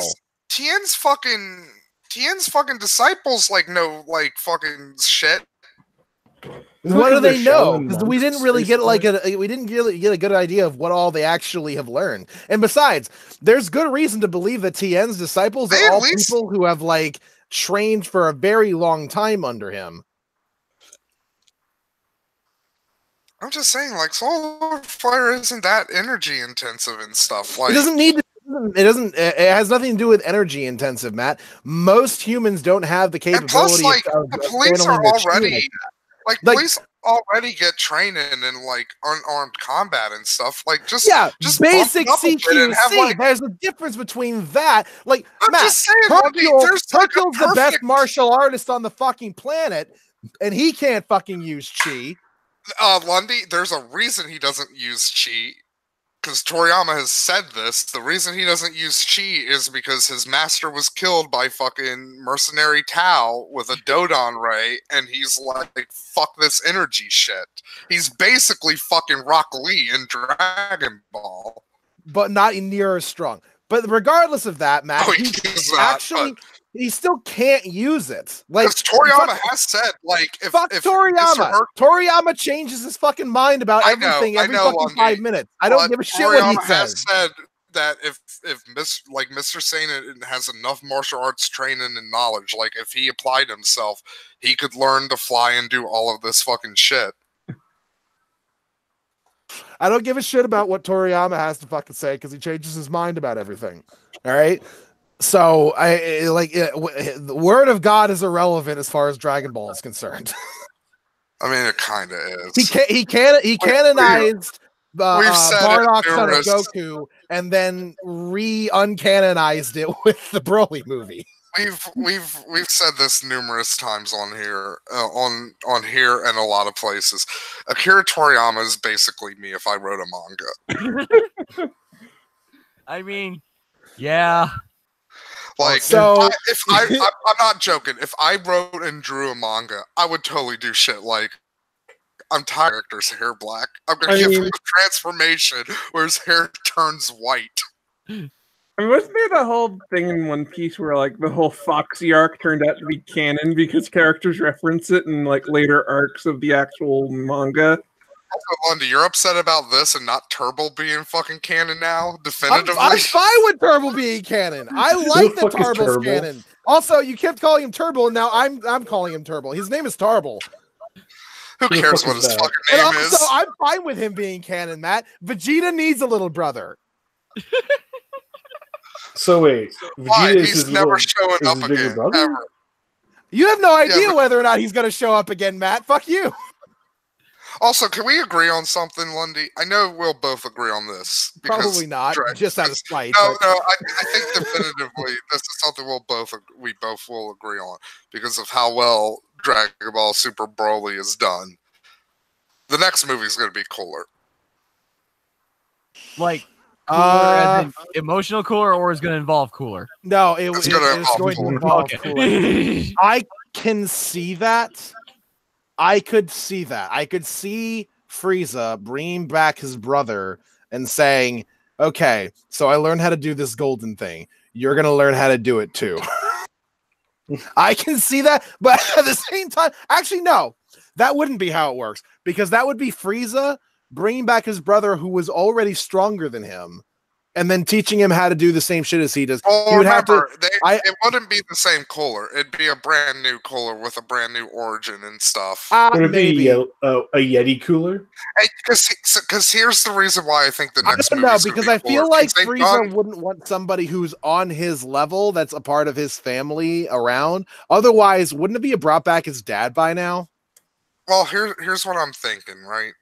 So, since it's going to be a new cooler, and they've done some of this with Broly, and maybe I shouldn't do this. Maybe I shouldn't assume that the next movie is going to do all the same things that the Super Broly did.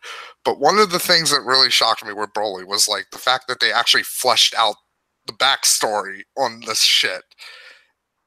Yeah. And like now I'm like, this would be a good opportunity to flesh out the backstory on the fucking Frieza race and actually give us answers about this shit. And one thing I'm thinking that they could do with like Cooler, maybe like bring in the whole fucking clone or mutant fucking shit, and maybe have like fucking Cooler start off as like he was like a powerless clone of Frieza. Like, you know how Frieza was like a savant, right, who never had the fucking train? What if Cooler like started off as like this fucking bitch boy? Yeah, I saw the Masako video. And he just gets fucking like, he gets jettisoned off like fucking Goku. to some fucking nameless planet and shit, and like so Cooler, like all his life has had to fucking train and strive for all of his fucking power, and now he sees fucking Frieza just training for fucking 3 months, getting the golden form, like, and have him just be like, fuck this shit. Yeah, I mean, they could potentially do something like that. I would just want a movie.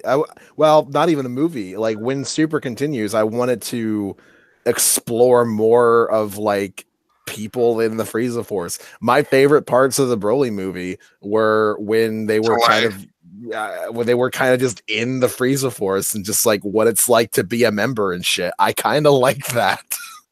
Yeah, I want more fucking fleshing out a backstory, please.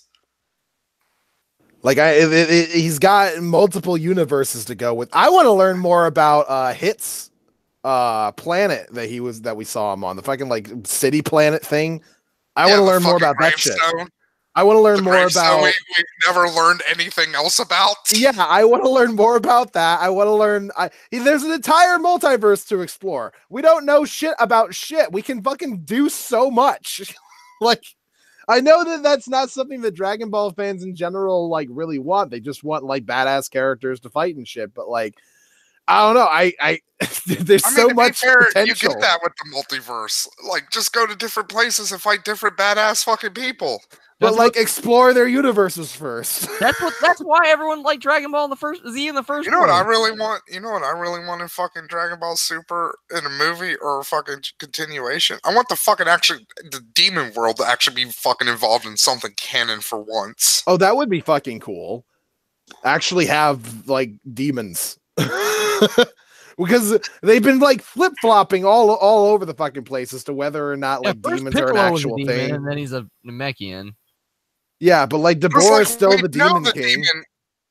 Yeah, we know the demon realm at least exists because they have a king, because Dabura is from there, and he talked about it, and like when he fought Gohan, he was like, this is what my fucking dimension or whatever looks like, or part of space, because now everything's just in space.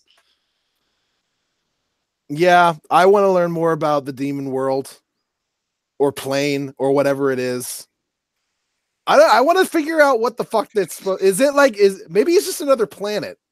Well, that's the thing. Like, that's what I'm thinking, because again, everything's in space now. Even King Kai's planet, like Snake Way, all that shit's just really far away in space. Yeah. And you just get like insta teleporter there when you die. Yeah, I want to learn more about that shit. I want to learn more about the fucking demon world. I want to learn what it's like to be a member of the Frieza Force. They could do so many like filler episodes of just like fucking people who just exist in these areas that are just sort of like fucking watching all the shit go down. Or a fucking spinoff. Yeah. Bro, honestly, from the Broly movie, he could get his own fucking spinoff. Give Hit his own spinoffs. Yeah. I'm about to go to bed. I'll see you guys later. Okay, see you, fucker.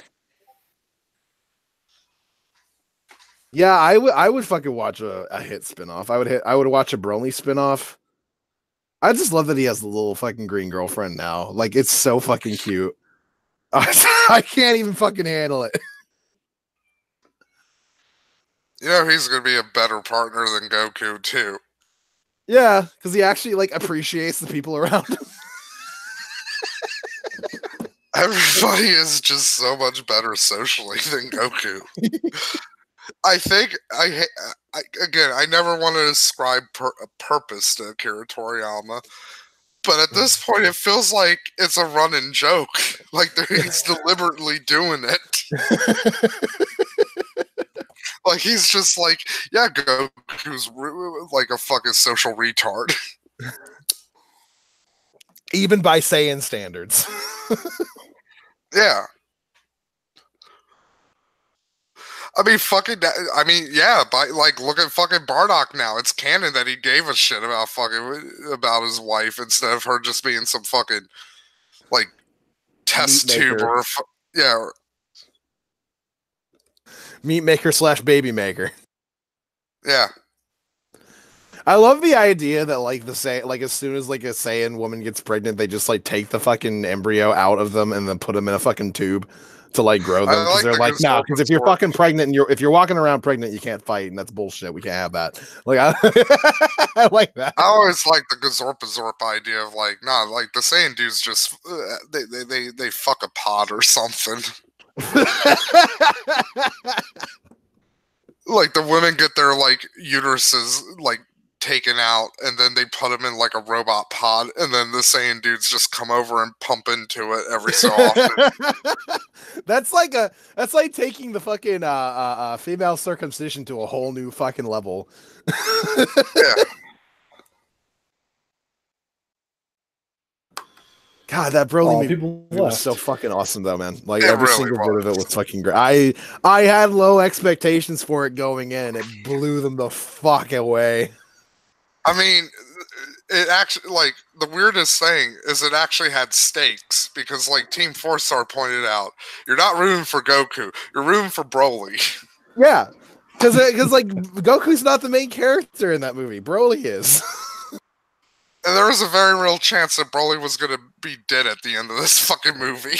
Yeah, I think that's a good way to like make arcs and stories and whatnot. Like, you always know that like Goku and friends are going to end up winning, but like if you can make it so that them winning is actually kind of like not the thing that you want, really, like, then that's a really good way to tell a DBZ story. That could be an interesting fucking take with Cooler when they bring him back in, is if he gets to live and he becomes like a counter to Frieza. Not necessarily a good guy, but maybe like an anti-villain. Yeah, like he's not on Goku and Vegeta's or anybody's side. Yeah, he's like, I'm gonna conquer like the universe, but I'm doing it more because like fuck Frieza and like I don't want him to have it. That could also have like a fun little thing where like he finds Frieza for the first time and Frieza's like, oh, I forgot I had a brother. Well, I mean, while you're here, if you want to join and be like, I don't know, one of my lieutenants or something, then that's fine. And then Cooler's just like, no, I'm fuck you. You know what I would love with that scene? Like, remember when Frieza first turned second form and he popped up his hand and just crushed it and just blew up all like the islands around them? Yeah. Like, have fucking Cooler just do that to the fucking ship they're on. Because like he knows like Frieza will survive it. And it's just like, because imagine how cool of a scene that would be. Just huge ass explosion, like the flames are all in the fucking like camera and shit, and they slowly start the fucking part, and you see fucking like Frieza's turned fucking golden form, and he's fucking pissed. And Cooler's he doesn't even turn golden form. He's just like he's on his floating throne thing, and he's annoyed. Like he's just like or maybe even that. Like he has like fucking an energy field or something around him, and like Cooler's just there. Like he doesn't have like that's something maybe I would do with Cooler. Like maybe have Cooler kind of be less emotional. Like maybe have him kind of be like just like kind of dead inside, you know? Just play off of the fact that Frieza's become like our fun little gay boy. Yeah, I love that with Frieza. Like I said it when like Frieza was being brought back. I was really iffy on it, but like I would be lying if I did not love like what they have done with Frieza in the fucking Universal Survival arc and now Dragon Ball Super Broly. They just made him like a fab gay villain. It's great. It's just like, doesn't he have kind of like a what the fuck's kind of? I think it was Kaiser. Like rough kind of voice or whatever, or like a. But Kaiser said this is now a Frieza who's figured out he loves to fight. Yeah, I would love to see them bring back into canon. What the fuck were those idiots? It was like the one movie where it was like they're all named after like spices or whatever. Oh, Garlic Jr. Yeah, just put them into canon. It's like, what the that fuck? could be a thing. Although, see, the reason I'm that could be our catalyst into figuring out more about the demon world. Because that's what Garlic Jr. is supposed to be, is a demon. And maybe the Namekians. Yeah, maybe the Namekians, like, yeah, they're an alien race, but they were originally demons, and they just left the demon world to go make their own society. That'd be fucking cool.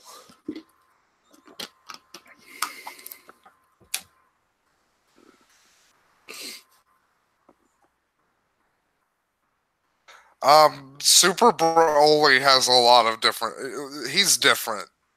I mean, he's still a big fucking beef house monster man who will just shit slam you. But he doesn't really use.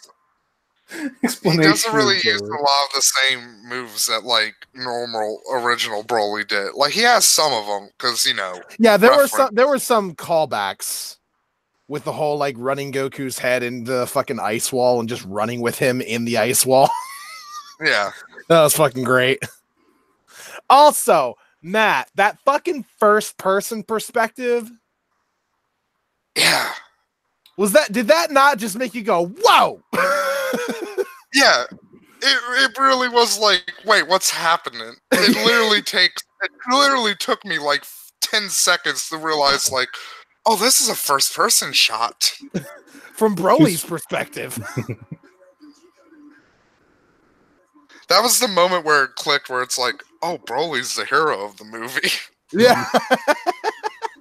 Aren't there more Saiyans in the like Dragon Ball Super than there used to be? Well, like there's more. There's Caulifla Saiyans from an alternate universe where so that. Oh my god, are we gonna get a little half Saiyan alien baby? Ooh, yeah, we'll have a little half Saiyan green baby. I want fucking Broly to have a kid now so badly. Can he call him Paragus Jr.? Yeah. Oh yeah, that'd be fucking. I've seen great. a lot of that fan art with like the green alien chick or whatever, and Broly. Well, I mean, it's pretty heavily implied. She is adorable. Like she's just like you just want to like pinch her, like just like a fucking cat or some shit. And then and then Limo, he's great because he's literally like he's like the dude who's like too old for this shit. Like, like that's kind of the vibe I got from him, where he's like, I've been part of Frieza Force for you know what he basically is. Long. You know what he basically is, because he's technically not a part of the Frieza Force. He's just like he's just a mechanic. Yeah, he's a pilot. He's basically like what Han Solo actually would be. Yeah. He's like all old and shit. It's I love him. He's fucking great. Like every new character that they introduced in the Broly movie was amazing. I mean, Ragabash, that goes without fucking saying. Like everybody's a better dad than Goku if they're just around. They just, the baseline for being a better dad than Goku is just being around. Yeah. Fuck me. Shinji's dad is a better dad than Goku. Paragus is a better dad than Goku. I mean, to be fair, he actually was. Yeah, I mean, like Paragus, say what you will about Paragus putting a fucking slave collar on his own son. Is Paragus the guy who, like Broly's? He's Broly's dad. Actually, okay, he's actually Broly's dad. Okay. Yeah, like like he did go out for his son. Like he did, like on the level, he actually does love his son. Now, granted, maybe he was just going after Broly because he's like, this is my prodigy, and he's eventually going to like take over everything, and this is like my right as his dad or something like that. But like whatever his motivations was. Also, he went after Broly, followed him to a shit-stained planet that he couldn't get back from, and just murdered a dude. Yeah, and he was like, "Listen, we have finite supplies and rations here, so we're not gonna have other people. Yeah, we're not gonna have an extra person here that we have to feed. Okay, so bam." It was so funny. I saw people on Twitter also, like, I know they never explain it, Lundy, but you know, Paragus lost that fucking eye after he shot that. Yeah, after he shot Broly's pet. Yeah. Oh yeah. No, not after, but you know Paragus tried to take that fucking ear from him. Oh yeah. And that's when he lost the eye, and he was like, "Fine, you can keep the fucking ear." Point taken. I mean, say what you will about Paragus putting a slave collar on his own son, but like when you it's if it's literally just you and your superpowered ass son that you actually cannot rein in if he loses his shit, you don't have many options. Oh, but it's so fucked up when Broly gets the PT. Like, that's so fucked up. Yeah.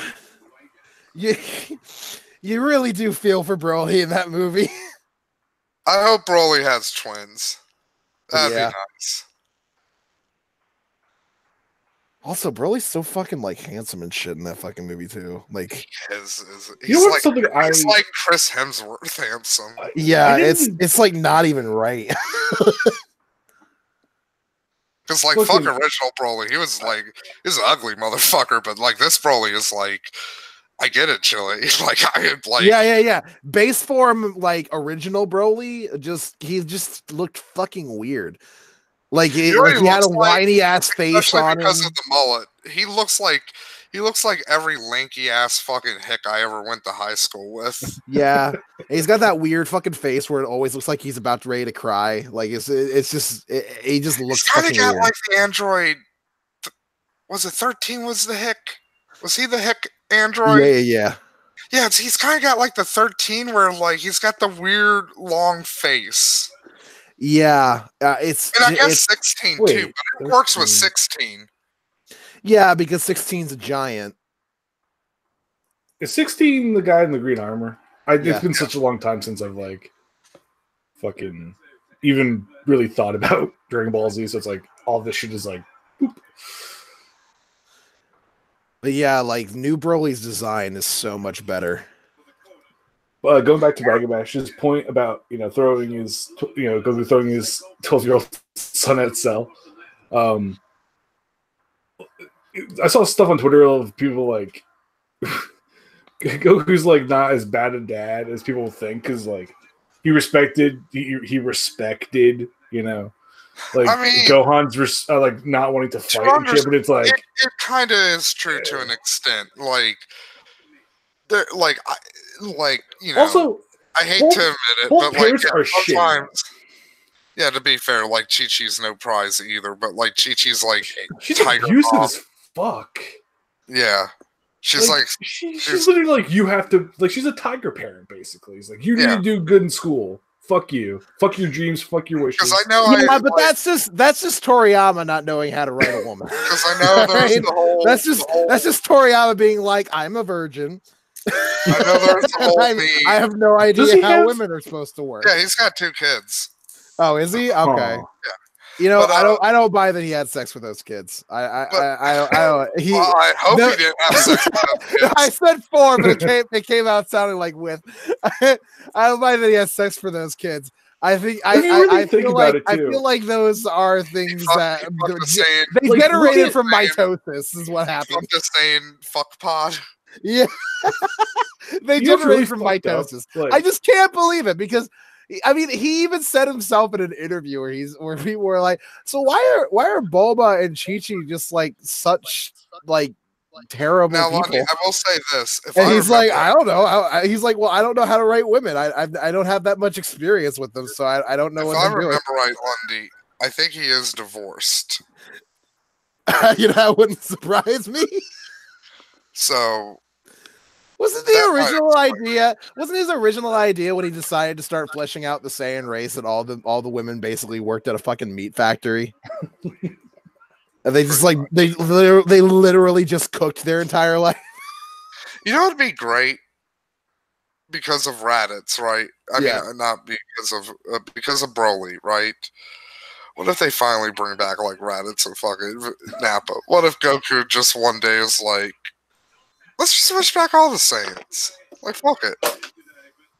Oh, that would be a good fucking movie. Wishing back all the Saiyans. And all the problems that would ensue because of that. Yeah. Like all the war crimes that would be committed. Oh, imagine like fucking Vegeta having to kill Vegeta. His own father, yeah. I'd be down for that because it would be a total like, yeah, fuck you, Dad. It'd be funny to see like Goku meeting Bardock. You know what? That would be a great fucking like pair off with this movie because of the final fucking moment. You know, call me Kakarot. Yeah. That would be a great. Wait, Goku says that? Yeah. Yeah. The fucking Broly and his new girlfriend, they're like, so who are you, by the way? And he's like, oh, my friends call me Goku, but you can call me Kakarot. And it's such a weird fucking thing for him to say. Well, I mean, it's kind of. Though they're saying to call him, like, you know why it is weird, Lundy? Because it's a fucking character progression from Goku that doesn't. Well, I mean, it involves him fighting, but it doesn't involve like a dumb power up or something. Like Goku is finally, after all this time, has learned to accept. Like, yeah, I'm a Saiyan. Yeah. When did he ever have a problem accepting that, though?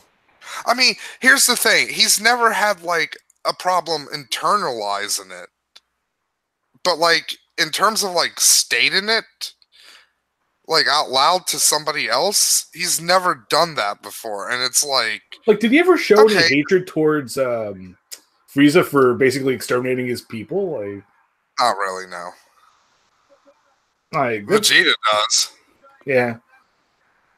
But yeah, like that would be. Well, think about that though. Vegeta does, because remember when they were fighting fucking Frieza, and like Frieza's like, Vegeta, I'll let you join if you finish off Goku, and Vegeta's like, it's so fucking tempting, but I kind of want to kill you because it'd be fun.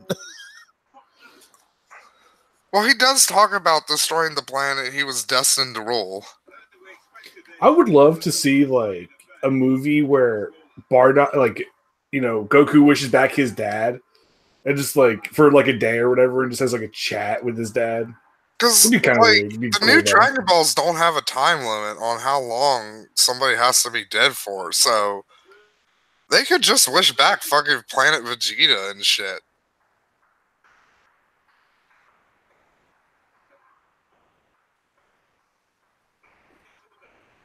Is Broly in this movie actually from the same universe? Could get the father. Then we could get a grandfather, father, and grandson Kamehameha. Oh, that would I guess it'd be a grandfather, son, and grandson Kamehameha. Can we just say that Bardock's a scientist now? Yeah, please, yes. Can we just say that Bardock was a scientist? Can we just go full on with the Superman parallel? You know what I would love? You know what I would love, because it would just piss off the fuck. I don't know if it would probably piss off a lot of the Dragon Ball Z like YouTube fan community. But if they came out and was like with the Frieza race, and it's like, yeah, they're the Arcosians. That would make me so fucking happy. Oh, shit. Look, this is only tangentially related, but Kamea-Con, the fucking Dragon Ball Z-Con, Vic got disinvited. Oh, yeah, because hasn't he been fucking like accused of? He's been getting Me Too'd a lot lately. It was so funny. Didn't like right after the Broly movie dropped, he like a shit ton of people started being like, yeah, he's been like rapey as fuck towards fans for a while. Who does he voice in Dragon Ball? Broly. Oh shit. That's. I mean, troubling. To be fair, Broly doesn't talk a lot, so they can. Yeah, most of his shit is just yelling. Yeah, they can replace him. Like, Chris Schimmel does a lot of yelling. They could replace him. Like, I'm not worried about that. It's just fucking Vic finally just got straight up disinvited. What the fuck? Yeah, it's like yeah. At the height of his new movies fucking release, and everyone talking about it. Like, yeah. People are going to be talking, like, the panel is going to be like everybody else who was in the movie. And, like, Vic's just going to be absent. And people, like, they're going to have to say, like, who worked nobody can, one rule before you ask questions to the panel, no asking about what happened with Vic. Oh yeah, you know what's one thing that does annoy me with Dragon Ball Super? What, Broly? Fucking Vegito. Or is it Gogeta? I can't remember. Gogeta. Yeah, what? What about him? He kind of just seemed like fucking Vegito. You kind of what? It kind of seemed like just Vegito in terms of personality. Not really. No, he was. No. You know what, Matt? Fuck you. You know, like, you know what? This more playful than he was in like the Janemba movie. Because like that's no, he was not. No, he was not. You go fuck yourself right now, Matt. He went to town on Broly. He wasted no fucking time. The only fucking thing that he did that you could say was quote unquote playful was when he like appeared in front of Frieza and is like, "Yeah, I'm Gogeta now, suck it." And then Frieza was like, "That's not fair." And Gogeta's like, "Yeah, well, coming from you, that's fucking rich." That's it. That's it. Oh, I love that moment. You know what? Yeah, I guess you're right. I liked his past that he was like, "Hey, Broly, you're dangerous. I'm killing you now." That was it. That was his whole fucking deal. He was very much like Janemba Gogeta in like every fucking way. You think we'll get him in all Super Cooler? I don't know. Maybe. I feel like they just wanted him. I feel like they wanted him. You know what'd be interesting, right? With the Cooler movie, what if like Goku and Vegeta don't show up? What if it's all about Frieza?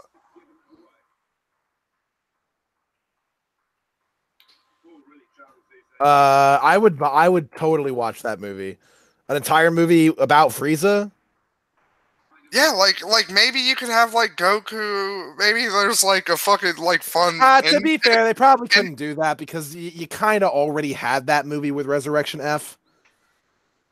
Yeah, I guess, but like, is that maybe there could be like a fun little like end credit scene of like Goku being like, "Man, there's a lot of weird power fluctuations in space. Seems like I missed something." Dragon Ball has not made a man-woman fusion yet, to the best of my knowledge. But there's been a lot of fan continuities that have done so. Masako X actually did one in the What If Cell Was Good series, which was Android 18 and 17 fusing. And then there was another one, I can't remember what it was, but it was basically like a fan comic. You also had fucking Pan fuse. Well, not Pan, but fucking Raditz' daughter. Yeah, that's what I'm talking. That's what I'm. No. This is an AU fan thing. Okay. Yeah, that's what I'm talking about. Raditz's daughter fusing with. I want to say. Was it Trunks? Yeah. Yeah, actually, no. She fused with Goten and Trunks. No, I think. Well, maybe she did. I can't remember if they did. If Masako did a triple fusion, but I know she fused with fucking Trunks. Yeah, I know she fused with Trunks too, because like the whole thing is like her and Trunks having like a crush on each other. Yeah, like a fucking Frieza movie where it's just all fucking Frieza and he's like just dealing with like his brother who, like, you know, it'd be cool with like fucking if they kind of I mean, to be fair, people would, and it kind of would be if just kind of like new Broly version 2.0. What if Cooler is worse than Frieza as a galactic overlord? I mean, that could be a thing. I think that would be interesting, where people are just like, why aren't you a little bit more happy that your brother's around now? And Frieza's just like, because you know how I randomly killed. Oh, you know what it'd be? Okay, so you know how, like with second form Frieza, third form Frieza was based off the Xenomorph. Yeah. Fifth form Cooler is based off of the Predator. What if Cooler's just like that? He's just like, I don't want to rule. I just want to kill. Yeah. Like, that's what I'm for. That would be interesting. Like, I'm the apex that's the reason why Frieza doesn't like him. It's because Frieza's like, listen, I'll commit genocide on a world that offends me in one way or another. I'll fucking enslave an entire population. But my brother will destroy the entire galaxy if it amuses him. Yeah. He's like, either he's killing you because you entertain him, or he's killing you because you don't entertain him. He's killing you either way. I, at the very least, give everybody the opportunity to serve me. He doesn't give you even that. It's like there's a pattern to my madness. There's no pattern to his madness. Like, that would be kind of cool with fucking like that'd kind of be really amazing with Kohler if they did that, where Kohler's just like this, like he's basically like Jason Voorhees or something, but on a cosmic scale. Rag, I wouldn't call Frieza lawful evil in this scenario. I call him neutral evil, with Cooler being chaotic evil. I mean, Frieza is a good example of lawful evil. Is he?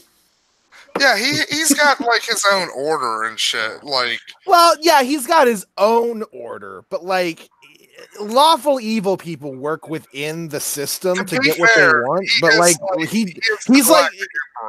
Yeah, he created the system specifically to serve him at the expense of everybody else. Like, don't forget, it wasn't him who created this system. It was his father, King Cold. Yeah, but he decided to change shit up because we know that King Cold ran things differently from how Frieza does. Yeah.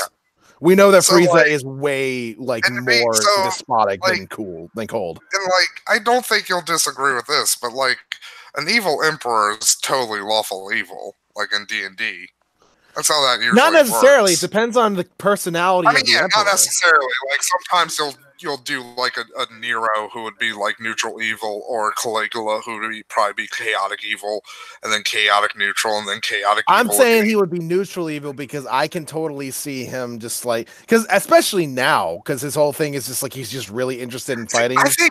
Yeah, that's the thing, though. I think even now more so, he would be lawful evil because he's got that taste of discipline now, at least self-discipline, like a monk would. No, I don't see it. I definitely see him as more neutral evil, mainly because he creates all rules that everybody else has to follow, and then he'll violate them whenever it fucking suits him.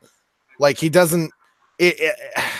I just don't see him as lawful. To be fair, he does play within the system because remember, like he didn't fuck with Beerus. He knew about Beerus. Well, yeah, but he can't. I was gonna say Beerus is a fucking like god. You know the moment that he believes wholeheartedly that he can beat Beerus, he will totally like go and beat up Beerus. I think Frieza would like. So controversial opinion. I think Frieza would actually make a good god of destruction. No, I think he would too. But a god of destruction definitely is not lawful evil. No, their alignments are varied.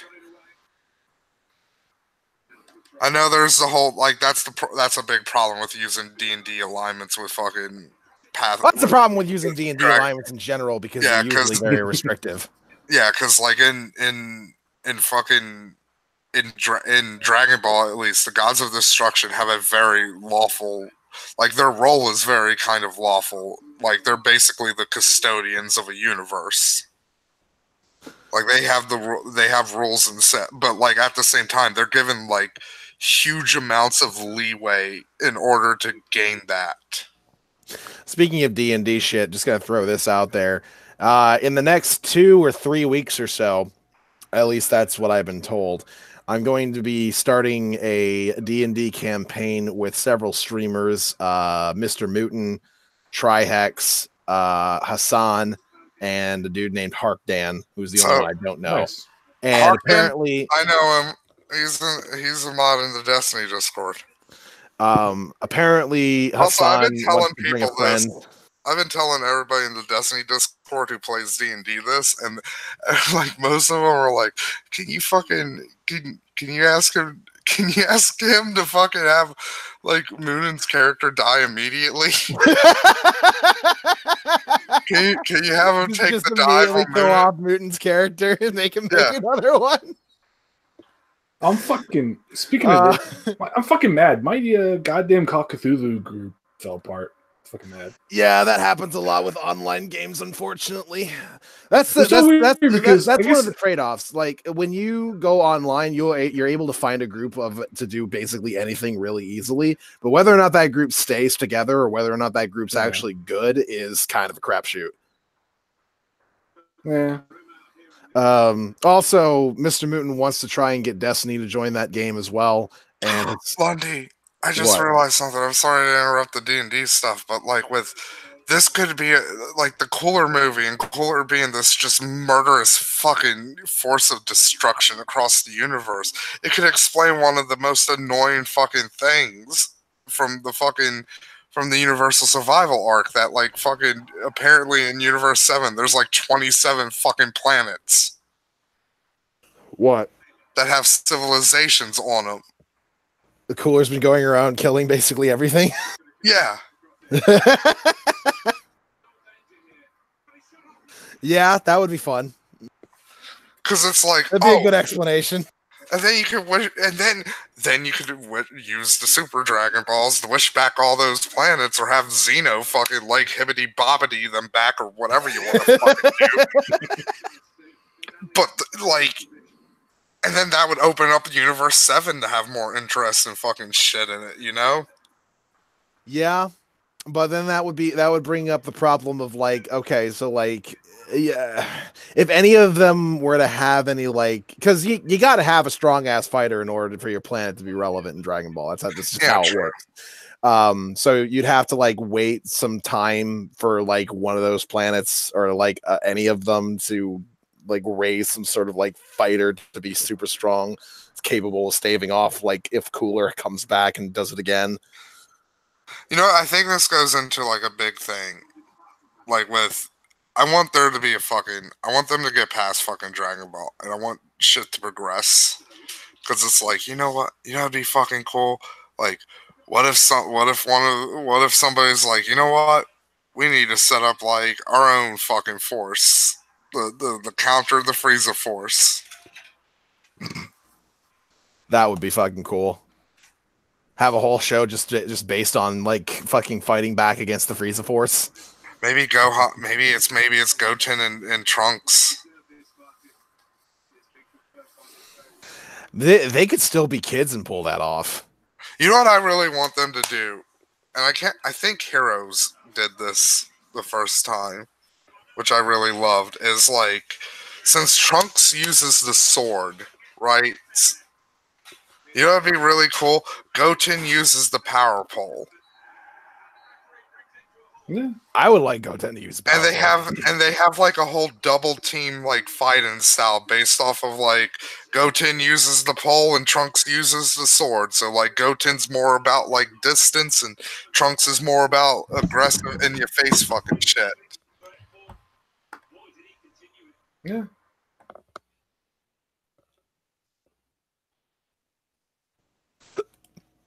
Sorry, somebody I'm following apparently is going to be reading through the Emergence Doujin. Which, if you don't know, is an extremely fucked up doujin. That follows around basically a methodical serial killer rapist. Huh. / kind of pedophile. Oh, only kinda. Yeah. Well, because he doesn't only target children. I'm pretty sure that you're still, mate. Fuck. Now I'm wondering. Thanks, Lundy. If you don't only target, like, if children are in your target list, but it's not exclusively children, are you just a pedophile, or are you only like sometimes a pedophile? Like, is that how that works? Because I want to say no. But then there's probably going to be some asshole who's like, no, this is actually doobadoobalphilia. I went to go to the bathroom, I come back, and we're talking about pedophiles. No, we're talking about doobadoobalphilia, Zen. So Zen, the question is, if there's a serial rapist, and their target list includes children, but is not exclusive to children, are they just a pedophile, or are they only sometimes a pedophile? I would argue that, or is this like a new rapist thing? Or is this like a new thing where they're like a dooba file? Did we just invent this form of pedophilia? Is this what like assholes like 5 years from now are gonna be citing like with Emma Powell or fucking whatever, where they're like, no, it's like I'm not a fucking dooba. I'm not a pedophile. I only like children sometimes. I'm a dooba file. Half a file. Oh shit. Half and half a file. Listen, yes, sometimes I do whack at the child porn, but I also whack at the normal porn as well, which means that I am not a pedophile. This is a new classification. I'm only a pedophile on Wednesdays, which is ironic because I only jerked at Wednesday's Adams porn that day. Funny enough, when you said that, I was going to bring up the Wednesday Addams thing, but yeah, I beat you to the punch. So I was going there the whole time.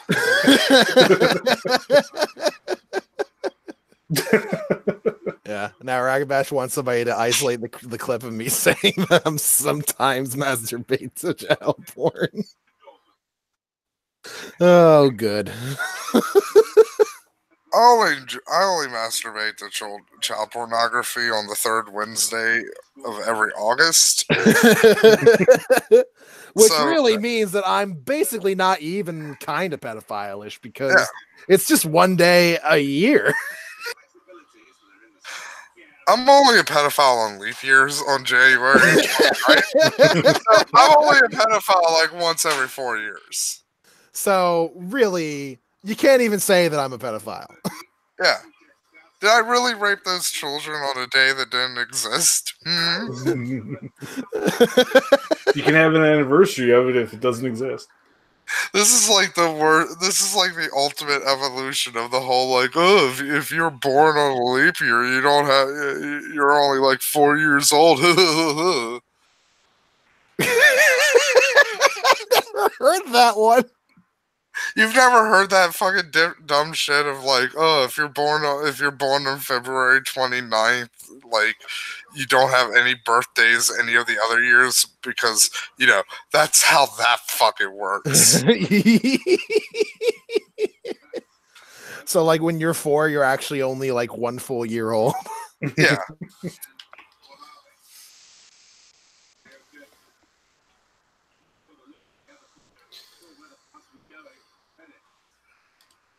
I'm sorry. Oh, okay. I was trying to figure out what Rag would say when he said, I have, and it's really dumb. Have what exactly? Because I guess he means the fucking joke. Yeah, not only raping children. I mean, I would agree with him that it's very dumb. I would say that raping children every leap year is probably, I think calling that dumb would be a bit of an understatement, really. Yeah. It'd be like calling Ted Bundy a dork. I dare say Lundy, it'd be a tad fucked. it would be a tad. It would be a tad screwed up. A slight bit screwy, if I may say. Yeah.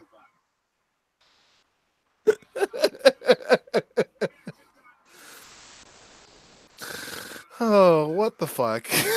What are we doing? That'd be like the worst mutant power ever. Is like, like you only exist on leap years. No, you're only right. That would be a very hard to track serial killer too if they only killed on February 29th. That would be like, you hear that? Any potential serial killers in our audience? of which are the only people that would watch Matt? I mean, probably. Statistically, you know what's weird, Lundy? I found this out. All of the Swedish people in the Destiny Discord know about me. Like, they've all watched my videos. What? Yeah. In what Discord? The Destiny Discord. Oh. So, like, I have the Swedish contingent on my side in there. Because out of the blue, there's this lady on there, Gore Whore. Out of the blue, one day she comes into a conversation and I'm talking about something, and she's like, "Did you ever find out whose dildo it was?" Did you mention this last week? It paused me first. Yeah, but that show got taken down because Goat typed the N-word in the chat, and I fucking blasted it for everybody to fucking see. Because you know what? I'll call you bluff. Let them be lesson, everybody. Watch him care. But yeah, like so, yeah, like it took me a second. It took me a second to realize, like, oh, she's talking about the fucking Guess What I Found video. Which, you know what, I'm fine with. Like, I've said this numerous times. That's the video I'm most proud of. Fucking dildo one.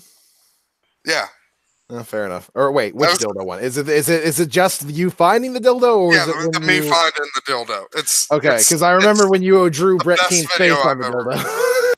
I'm also proud of that video, but for different reasons. Because that was one of the things that finally broke Brett. Because he kind of realized at that point, like, this motherfucker is willing to play with a dildo to just piss me off. Like, there's nothing I can do to him. Not even just a dildo they found.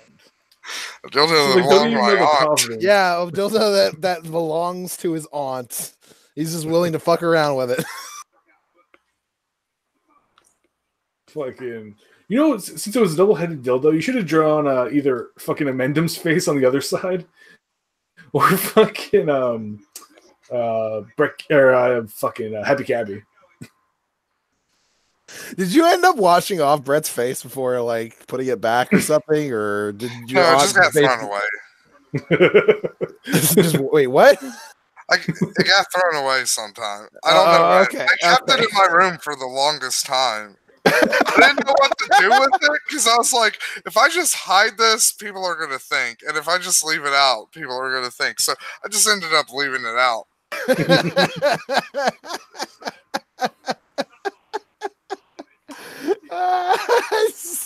I just love the idea of Matt sitting there with a fucking dildo in his hand in his room, just being like, well, like having a huge, like, Shakespearean fucking monologue in my head. To hide or not to hide? That is the question.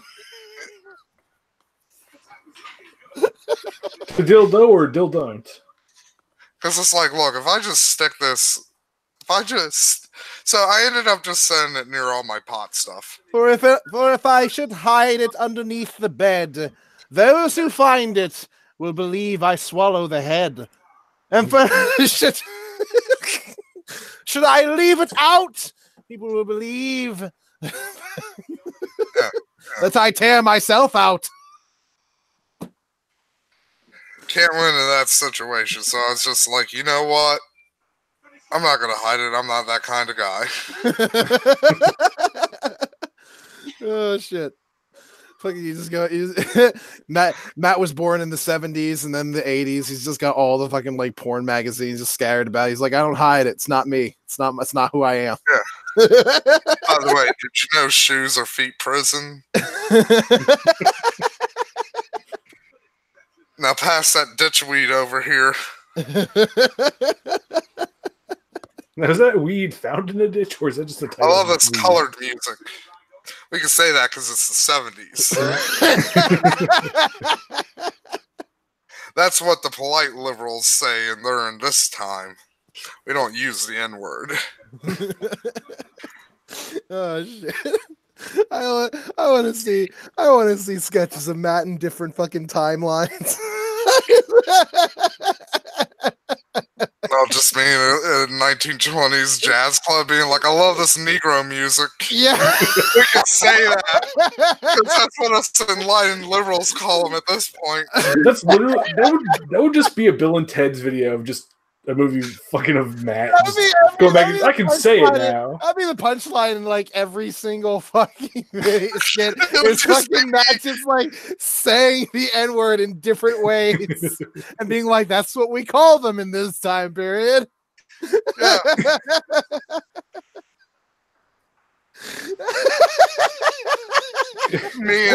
Imagine him going back. Me in like 1820, it's like Like, oh, I love this moon cricket grass. We call it that in this time period.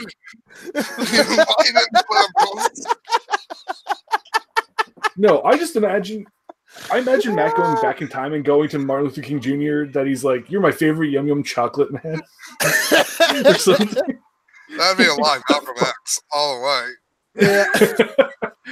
That would be fucking awesome. You say that to Malcolm X because you'd be like, "What the fuck?" Look on Malcolm X's face. Fucking Matt just walks up to him, just goes, "Look, I just want to tell you, you're my favorite Yum Yum chocolate man." Also, maybe wear a bulletproof vest. Just saying. I'm sure you're aware the FBI's after you, but yeah, they're really after you. So. They're starting to get tired of the fact that like printing propaganda about you isn't working, so they're gonna take more drastic measures here soon. Maybe hire a slow guy to start your car every day. Did the FBI or whatever actually kill Malcolm X? Or is it just like some racist well, all we know is he was shot, but very likely by the FBI. Probably. I mean, if any activist dies and like nobody ever finds out who did it, I'm always going to believe it was probably the FBI. Yeah. Especially fucking like Malcolm X. Because like if anybody else gets shot and it's not the FBI and they're like somewhat important, everyone finds out who the fuck did it. Like there's no like there's no mystery. By the way, you know what I would really love to do? Back with a time machine, going back to that, not just to go back to say racial slurs. that would be about 25% of your enjoyment. You know how much fucking hippie pussy and asshole I could fucking get with the weed of today in like the 60s? Oh yeah, you'd be like a fucking kingpin. I'd be like, I'd blow their fucking dumb minds. Because pot back in those days was like mild as shit. It was like still garbage. Yeah, it like you smoke it now, it's like I feel like you would only feel anything if you never smoked pot before, and you'd be like, oh, I feel kind of fuzzy, and that's about it. If you're a fucking like veteran pot smoker, fucking smoking 70s weed, you just be like, whatever. This is nothing. Like you see fucking videos of people smoking pot back in those days. They're not sitting there coughing or fucking like hacking up a lung and almost dying. I seriously, you know how many times I've taken a hit and just thrown up because of how strong the weed is? I've done that once. I had such a weird experience the one time I tried weed a couple of years ago. I smoked it and then I ate fudge. And then I had to go to the bathroom, but I forgot to put the seat up, so I just shit on fucking. I've done that when I was drunk. It's like the most high I ever was when I it was still in like my first like couple years of having started to smoke pot, and I was with a buddy, and we decided to make some sort of like something in the microwave. I don't remember fucking what, but like I put it in the microwave. And I started to put in the time, but then I just entirely forgot how to use a microwave. So and then I started laughing because I'm like, oh, I forgot how to use a microwave because I'm high out of my mind. And then I started laughing more because I was like, oh, I'm laughing because I'm realizing how high I am. That's funny. And then I'm like, that's not really funny. It's only funny because of how high I am. So I started getting put into this endless loop of laughing because I was laughing because I was laughing because I was laughing because I was laughing until I was just laying on the ground dying going, I can't stop. So, here's a story. And like a lot of my stories, it's funny, but it's tinged with sadness. You know, that would be another great name for my biography. Tinged with sadness. It's funny, but tinged with sadness.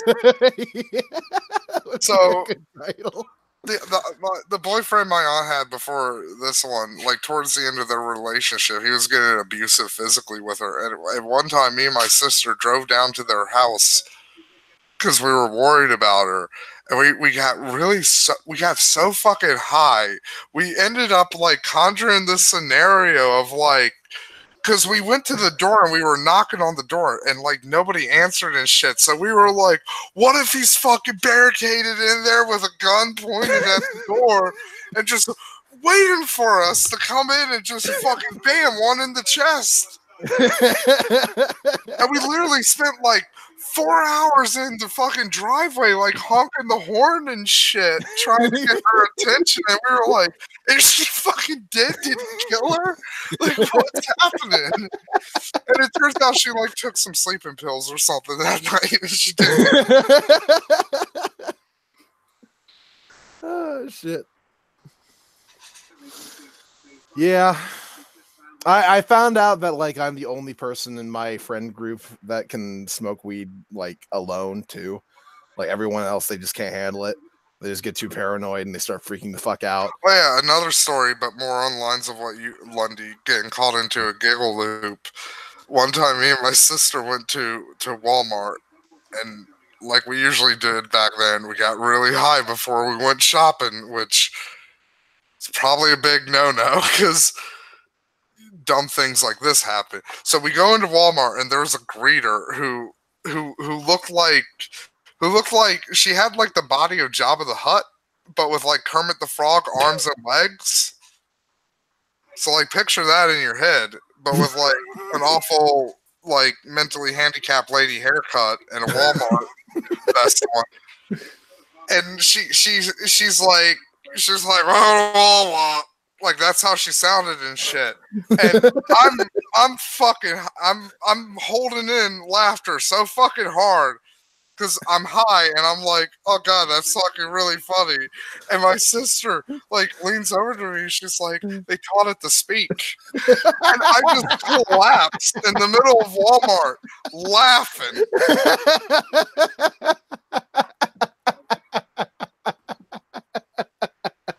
Your sister saw you faltering and was just like, I'm going to push him over the edge here real quick. Or another time we got really high before we went shopping. And for some reason, everybody was just in a fucking wheelchair. Just everybody was in a wheelchair. And fucking, there's like one person pushing a baby cart in a wheelchair. And we were just losing it. Like, laughing. You thought you would accidentally like teleported to an alternate dimension where everyone is crippled. Yeah, like in the land of the no legs, like the one-legged man is king and all, but we were just laughing and pointing at all these people in wheelchairs and shit, and we never found out why there were all these wheelchair people.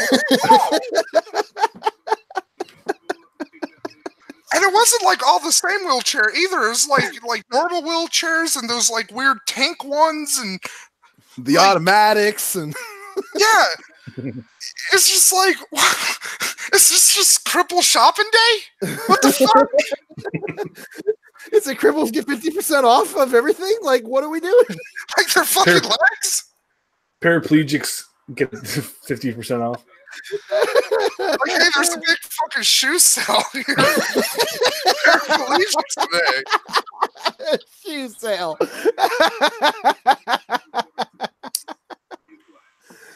I love the idea of a sale. It's like 50% off if you're 50% off. Oh shit. Just how much percentage body you have, or is how much you doesn't work is how much you get off. Oh shit. If you're paralyzed from the neck down, 90% off. Oh shit! That's actually one of the thoughts that prevented me from killing myself when I was like 16. Was I just was really scared that I was gonna accidentally I was gonna fail at killing myself and accidentally paralyze myself instead. And I'm like, that sounds really bad. Because I was like standing on my rooftop and I'm just like, okay, so if I jump off and I just land head first into the pavement, that should like splatter my skull everywhere and I should be dead like basically instantly, right? And then I thought, oh shit, what if I overshoot it and I end up like not smashing my head in but like my neck, and then I just end up getting paralyzed from the neck down for the rest of my life?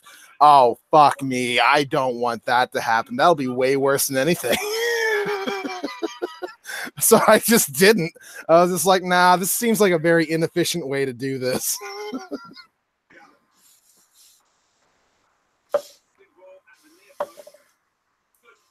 Oh, another great high story with my sister. I think I've told this one. Turkey. I think I did a whole video about the Thanksgiving day. Yeah, where you were gone for like hours trying to get rid of trash. Yeah, because we got so high, we were like, do they have a camera on the trash can at this random fucking car wash? Fuck it, let's just go on a back road and kick the trash out of the fucking car like a dead body.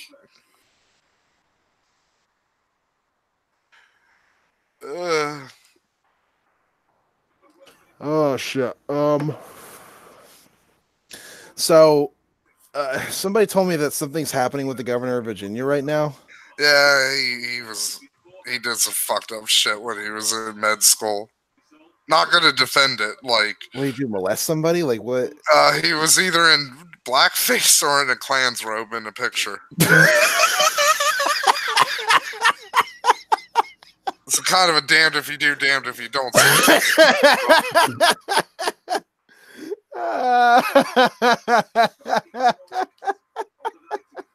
It's kind of weird nobody caught this earlier, but whatever. Well, I guess.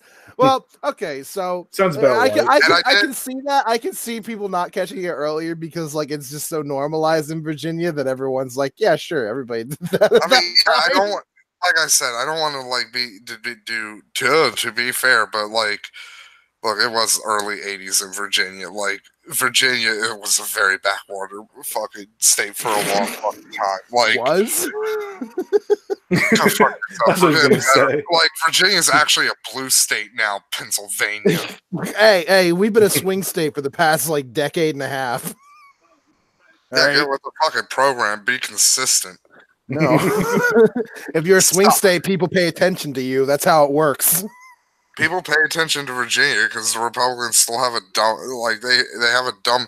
Although to be fair, now with the Ralph Northam shit, like not only this, but his comments on like abortion, where he didn't really phrase that shit like too well.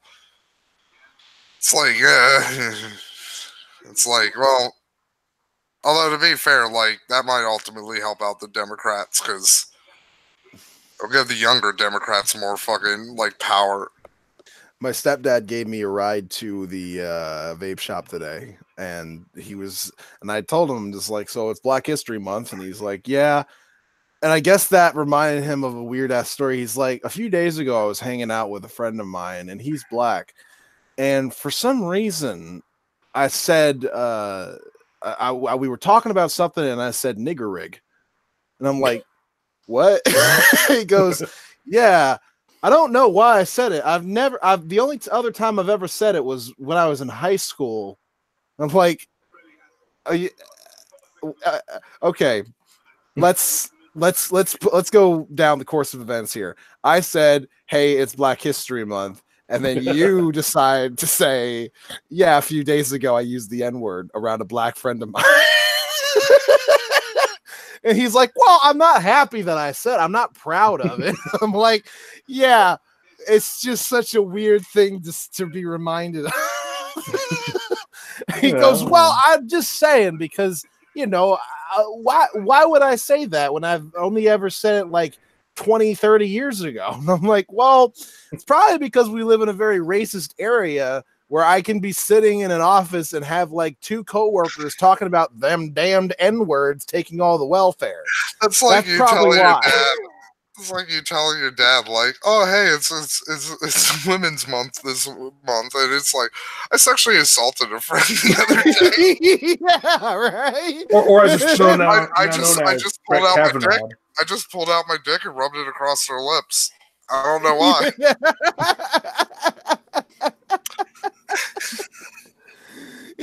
He's sitting there. He's like, I feel bad about it, and I can't be mad at him for being mad at me about it. I hope he ends up forgiving me at some point and just realizes that I wasn't really meaning anything by it. I'm like, well, if he doesn't, then you can't really blame him. He's like, no, and that's the frustrating part.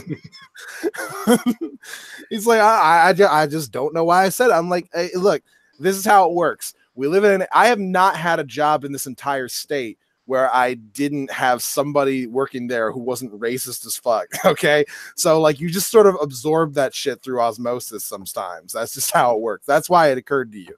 Like, do you remember when you learned any word that you use right now? Probably not, because you just heard it from someone else and you understood it. It registered in your mind. You started using it regularly. That's how it works. So that's how that came out. I'm just imagining this sketch now. What's going on in your head right now, Matt? Like, oh, it's Latino History Month, and it's like, oh, I committed a crime against a Latino family. I called ICE on a Latino family. It's like, I called ICE on one of my coworkers. It's like, all right, Skull. Oh, yeah, Skull. By the way, people, if you want to pester anybody, pester that motherfucker Skullholder so me and Lundy can record more fucking Xenogear so I can fucking hate on that game more, because I fucking hate it. I feel like me feeling like the new DuckTales is Matt is sort of like payment for you just deciding I'm going to, yeah.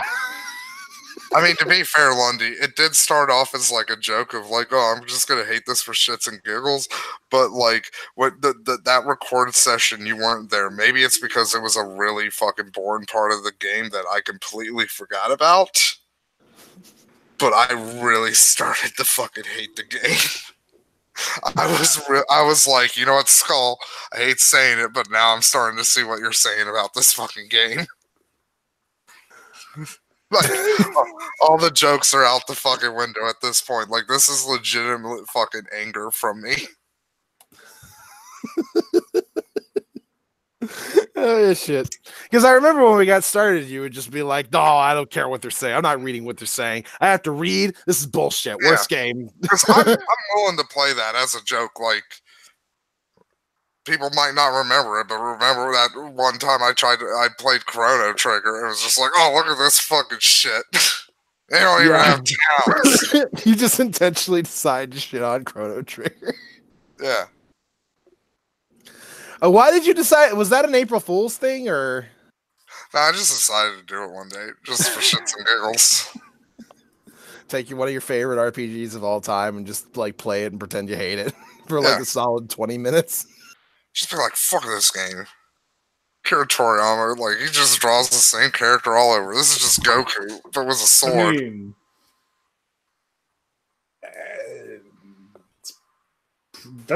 you got to mix some truth into your satire, otherwise it doesn't work.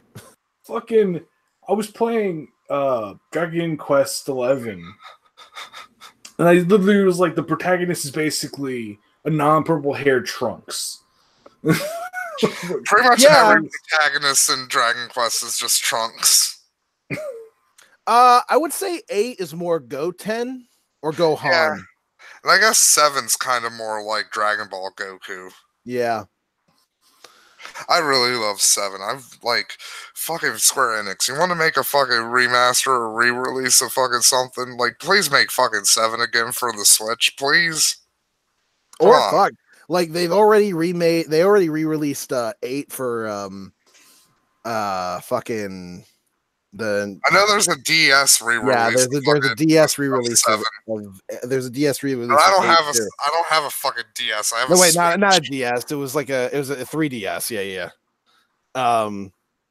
And I loved that. I played the shit out of that. They changed the encounter system to something that's way better, because it's not like just random. You just walk around and all of a sudden you're fighting something. Instead, like, you just see all the different encounters wandering around, and you can either run into them. Or that can work. Like, the fucking Tales series has been doing that forever now. Now, the only problem with that is, the one thing that you can do to like sort of cheese the game a bit is to like uber level up on metal slimes. So you just sort of go to places that that they spawn, and you just sort of like turn the camera around continuously until one of the metal slime spawns, and then you just walk over to it. It makes grinding them way easier. Fucking I wish they would make a remaster of the original Dot Hack games. Because they did the fuck. That's the weirdest thing. They did the GU games, the .hack GU games, but they didn't do the original 4 games. It's like, why fucking GU? It's like it's at least regarded. Like nobody really, I like it, but like nobody else really likes the .hack GU games. Like why the fuck not? The original 4. Never played any of the .hack games. Well, like I looked at them, and I'm just like, this looks boring. They're kind of weird. They're basically like games MMOs. are kind of boring. Like because the that original is the games, thing. Like they are like literally just offline MMOs. So that was kind of an interesting thing. There's some and there was like a lot of repetitiveness, especially in the first one with like, because literally every fucking place you went to was just like, here's a big giant barren field and there's some rocks in a dungeon. Like the best thing about the original 4 games is like, I think my favorite things then from the first game was like, I forget what it was, but like when like the levels would corrupt or whatever, like you get the dark levels and there'd be like the dead giant floating gods in the sky. I like the. I always like that. I thought that was like always cool imagery. Also, some of the monster design is cool. Like you could extract in the original 4 games, you could extract like virus or like data from corrupted monsters, but if you did it too much, too soon, you would just die because it'd be like you just injected too much shit into your character and yourself, so you just died. It's like you corrupted yourself. Good fucking job. That sounds like that bullshit that happened with Final Fantasy 2, where you had to basically you had to get the shit kicked out of you in order to raise your HP. That was fucking retarded. We probably answered that question of why they haven't remade the original .hack games. They're basically there's a bunch of basically early to mid 2000s offline Japanese MMOs, which is not as fun as it's like. It's less fun than it even sounds. They could just remake it again. Like. I mean, that would be the thing. They would have to probably do like a Resident Evil 2 style thing of like, fuck it, like just from the ground up. Like we keep the story. Yeah. But like everything else has to fucking change. That's also what I liked about the original games. Like they get like the basically maybe they'll do that because Resident Evil 2 sold a lot of fucking copies. Yeah, like the apparently they did a really fucking good job remaking that. All I've seen people is make fun of like Mr. X and like how he just appear out of nowhere. It's like, you know what I really want? Shit. I want, because they did it for fucking. They did this with the original 2. Can we get fucking a Nemesis remake? That would be pretty cool. Is that 3? Because fucking Nemesis is basically just most of the maps from 2. Yeah. It wouldn't be very difficult to make it if they already had if they already had 2 done. They would just have to basically remake it, but through Claire's fucking perspective. Yeah, like they would have to make some new areas and stuff, and like for example, like the end game areas would have to be done differently because. Like the end game to fucking Nemesis is different, but like you already have the AI basically with fucking Mr. X.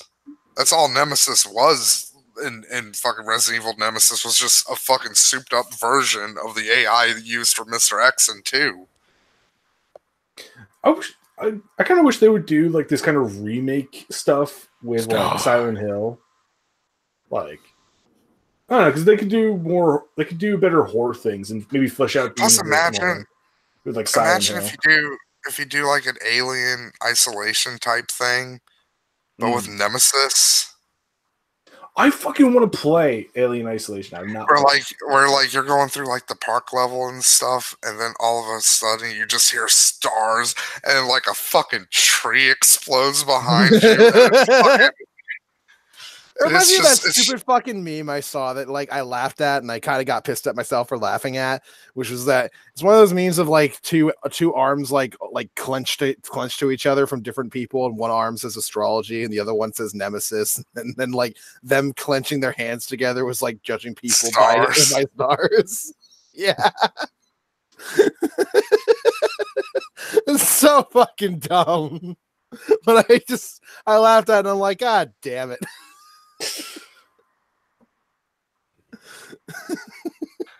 Yeah, Capcom, I'd be down for Nemesis. I mean, Claire is in too. The remake. She is in it. They could easily just do it from her perspective. I don't know why they wouldn't. I could definitely see it coming. Oh my god, how Grid 2 is going. This is fucking a funny one I saw. Hell, it might be a DLC. That would actually be interesting if they took that route. I wouldn't actually be against it. I'd actually encourage that if they were like, basically, we're making Nemesis into a DLC, and it's going to be basically Resident Evil fucking Nemesis, the remake. There's a great picture I found where it's Sora from Kingdom Hearts with like the camera, like a camera thing. Because remember, Ubisoft used to do that. Remember Far Cry Blood Dragon? I do. I loved fucking Blood Dragon. It's just like, it was nice and like 80s and fucking stupid. Part of me's kind of sad that the next Far Cry is going to bomb, but at the same time, it's like, no, Ubisoft needs to learn. Yeah. It might not, who knows? It is. Like, nobody gives a shit about fucking New Dawn. I didn't even know it was called New Dawn until fucking yesterday. I was just calling it Far Cry 6. Fucking One of my friends brought up the fucking Virginia thing, and then I brought up your response where you're like, I mean, it was not to defend it, but it was the 80s in Virginia. That's just kind of what you did. And my friend I didn't say it was kind of what you did. I said we were a backwater hellhole. well, my friend responds to that by saying, my words, my friend responds to it by saying, yeah, blackface and Klan robes were kind of like polo shirts and khakis for Virginia back then. Yeah, I'm not gonna lie. Yeah, basically. I mean, you gotta remember, we're the state that fought against interracial marriage. We're also the state that came up with Jim Crow laws. We're the state the Nazis learned how to do the fucking Holocaust from. You know, I never thought about the whole interracial marriage thing in the way that like a racist does until Innuendo Studios made his video about fascism, where he's like, if you think about it, Barack Obama can claim to be the first black president, and nobody will have a problem with that. But if he ever claimed to be a white president, everybody would have a problem with that, even though he was born of a black man and a white woman, because you can only be black if you're from that kind of a union. You can never be white unless you're from two white parents. That's just how it works. That's why white populations need to be maintained, whereas all other populations, quote unquote, spread. Which I never thought about it like that before. And I'm like, yeah, I guess that is basically how we all view race. Yeah, one drop rule. Even though the dumb racists don't realize the one drop rule would also reversely apply. So if one drop, I mean, if we were consistent with that thought, then yeah, it would apply. But the thing is that white people aren't a race; they're the lack of a race. Yeah, you know, I've been bringing this up, and I want to get your guys' take on this, right? Because I'm pretty sure I've nailed this down. Slavic people were the last people let into the white club, right? Because I can't think of any other group after them. I want to say you're right on that. I mean, I want to say it was either them or the Italians. No, Italians were brought in earlier. They were brought in like the 50s. And like the the 60s, probably more so the 60s, but like Italians were brought in like the 50s and 60s because, you know, the Italians were like virulently anti-communist, and it's like, okay, you guys can get into White Club because of that. Yeah. And then like the Irish were brought in like the 40s and shit because, you know, they worked up and shit. Rag says that the Arabs were briefly allowed to be white until it was rescinded. Presumably because of fucking JonTron. Because yeah, like I said, I can't think of any group after the Eastern Europeans.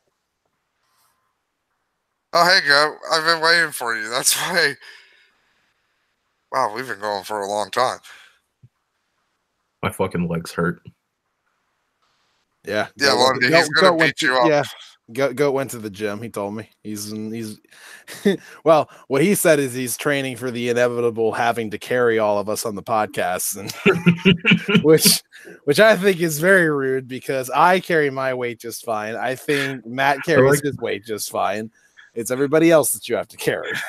I like that you took it seriously. Well, I wrote that while I was on the treadmill. Well, I'm a little offended at the idea that I need to be carried on the podcast. I do just fine. Now, I also wrote the other thing about Vic Mignogna. Yeah. When you said that, I was like, he's listening. Did you tell everyone about that, or am I just sounding crazy right now? No, I didn't tell everybody about that. When we were talking about Vic being a disinvited, he said, I just lifted 600 pounds, prepping myself for when I had to carry you guys on the podcast, blah, blah. By the way, I'm going to have to up my strength so I can block all the haters from Vic. Yeah. I'm going to defend my boy. He's just going to be blocking out the haters. Yeah. You're going to defend... Oh no, never mind. I was gonna say you defend Carl Panzram, and then I was like, wait, I defend Carl Panzram. What am I talking about? Yeah, we all have our monsters. Oh yeah, that's something we should do. So since the Super Bowl is this week, right? I think I have an idea for a topic, Goat, right? Mm-hmm. Super Serial Killer Bowl. I think we also all have Cat Williams. Like we all come in with a serial killer. Cat Williams? I mean, Cat Williams is a fucking insane person who just fucking needs to be he's in also jail. One of the best comedians alive. Yeah, exactly. That's the thing. So here's my idea, Go.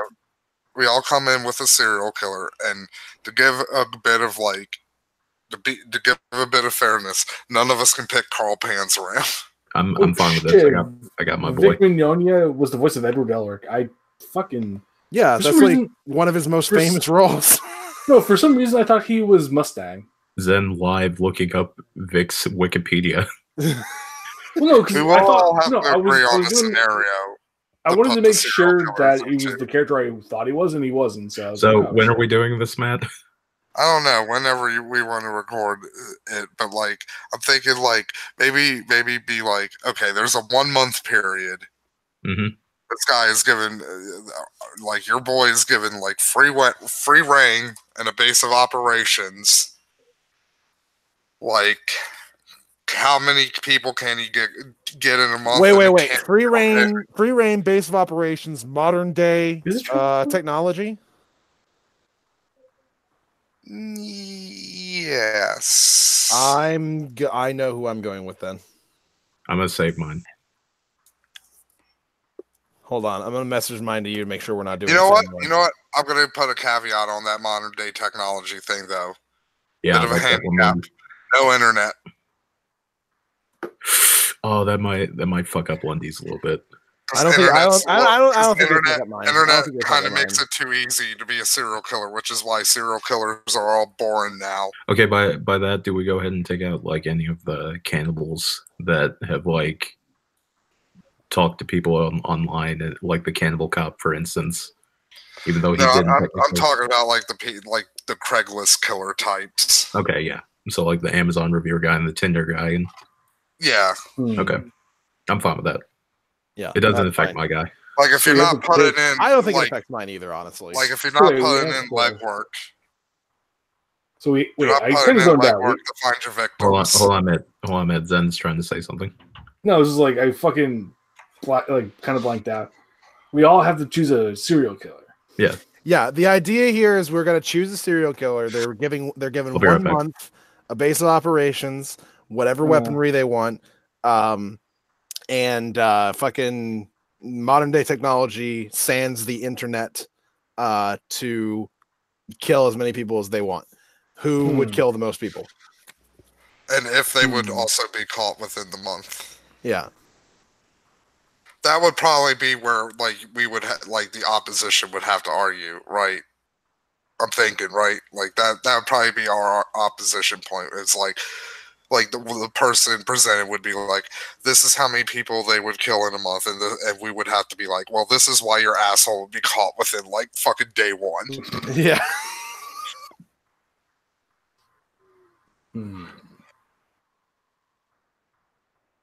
I know my. Also, I want to make something clear. I said base of operation, not necessarily a house. Though a house can be involved. A house can be a base of operation. All right, I'm back. So has anybody said? So Goat, I clarified something.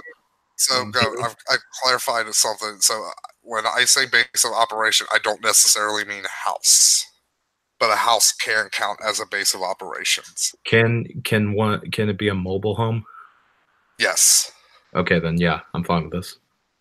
So also I think like the opposition point should be like so the proponent would be like, this is how many people my guy would kill in a month, and like the discreditors would be like, no, your asshole would be caught like within the first day because of these reasons. I'm fine with this. I think the one I have in mind. And then we can leave it up to the vote for the audience to be like, who wins? Who wins Super Serial Killer Bowl 1? I mean, I can just make a straw poll. Also, I will say this: like, serial killer is kind of going to be a broad term because I say we can allow spree killers. He's gonna use the fucking Columbine kids. No, like fuck those dorks. It's an automatic that because probably, wouldn't work end. anyway, because the idea is like, I will say those guys would probably be caught like within day one too, because like that's why they would probably fail. Are we limiting where are we limiting their range to? Are we talking like worldwide, or are we doing like country, like a specific country?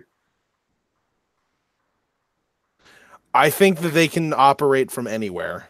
Yeah, I know, but are we limiting their ability to?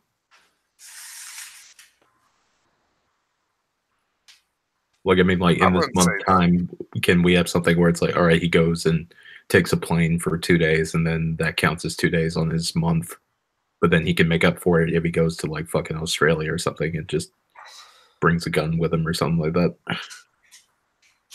yeah, like he can move. All right. Like if they want to pull like a Rick from like what was it the fucking game that they played at Gazorps or whatever the arcade was. Flips and Chips. Oh, I thought you were talking about the one where it's the life simulator. Yeah, the life simulator. Isn't that called like and Greg or something? Something like that. Like and like he goes off the grid. Like if your serial killer wants to go off the grid, he can. Also, I'm really sorry if I sound like tired. It's just that like you just got back from the gym. I expected. Yeah. Oh yeah, there will probably be multiple serial killer bowls. There's a lot of serial killers to choose from. So I have something planned for later this month. I'm not gonna say what it is right now, but it's going to be themed. It's gonna be themed. It's gonna be themed for this month. Okay. Let's talk about serial killers. Black History Month themed. Shut up. Shut up. Shut up. Shut up. I mean, you kind of made it very obvious when you said this month. So yeah, but you don't say it out loud, idiot. Yeah, but I'm pretty sure everybody caught on to that who has like half a brain. So everyone except Matt. Nobody who watches this has a brain. You hear that, Rag? You hear that, Mansoor? They know that. They don't understand what I'm saying because they can't comprehend language. But like, and Mansour is French Canadian, so yeah, you hear that, JF? He's JF and Ragabash is the fucking. Matt, you're gonna have to monitor your chat so Monster doesn't groom Ragabash. How long has this fucking thing been going? Oh no, Ragabash is threatening to fuck you right now. So I think I'm gonna end it because yeah. All right, I'm gonna eat pizza. Fair enough. Fuck you, Ragabash. I need to go get something to eat myself. I haven't eaten dinner yet. All right. So Super Serial Killer Bowl is when? We can do it tomorrow, I guess. Well, no, because Matt wants to do his dumb fucking Steven Universe debate tomorrow. You guys already had that debate. I'm not fucking going through that again. No, we had a fucking Dragon Ball Z debate. No, you did, but before that, I look at the chat. No. All that happened was I said I don't like Lily's video, and Matt's like I like most of it, but some of it's bad, and that's basically all we did. All right. Patreon.com/ResonatorZone. Shut up. Fuck you. SoundCloud.com/the Cool Cucumber Podcast because fuck SoundCloud. They won't let me change it yet. I'm gonna go get some chips. Matt in the stream. Chips and whips. Chips and tea. That's what I'm gonna fucking be doing.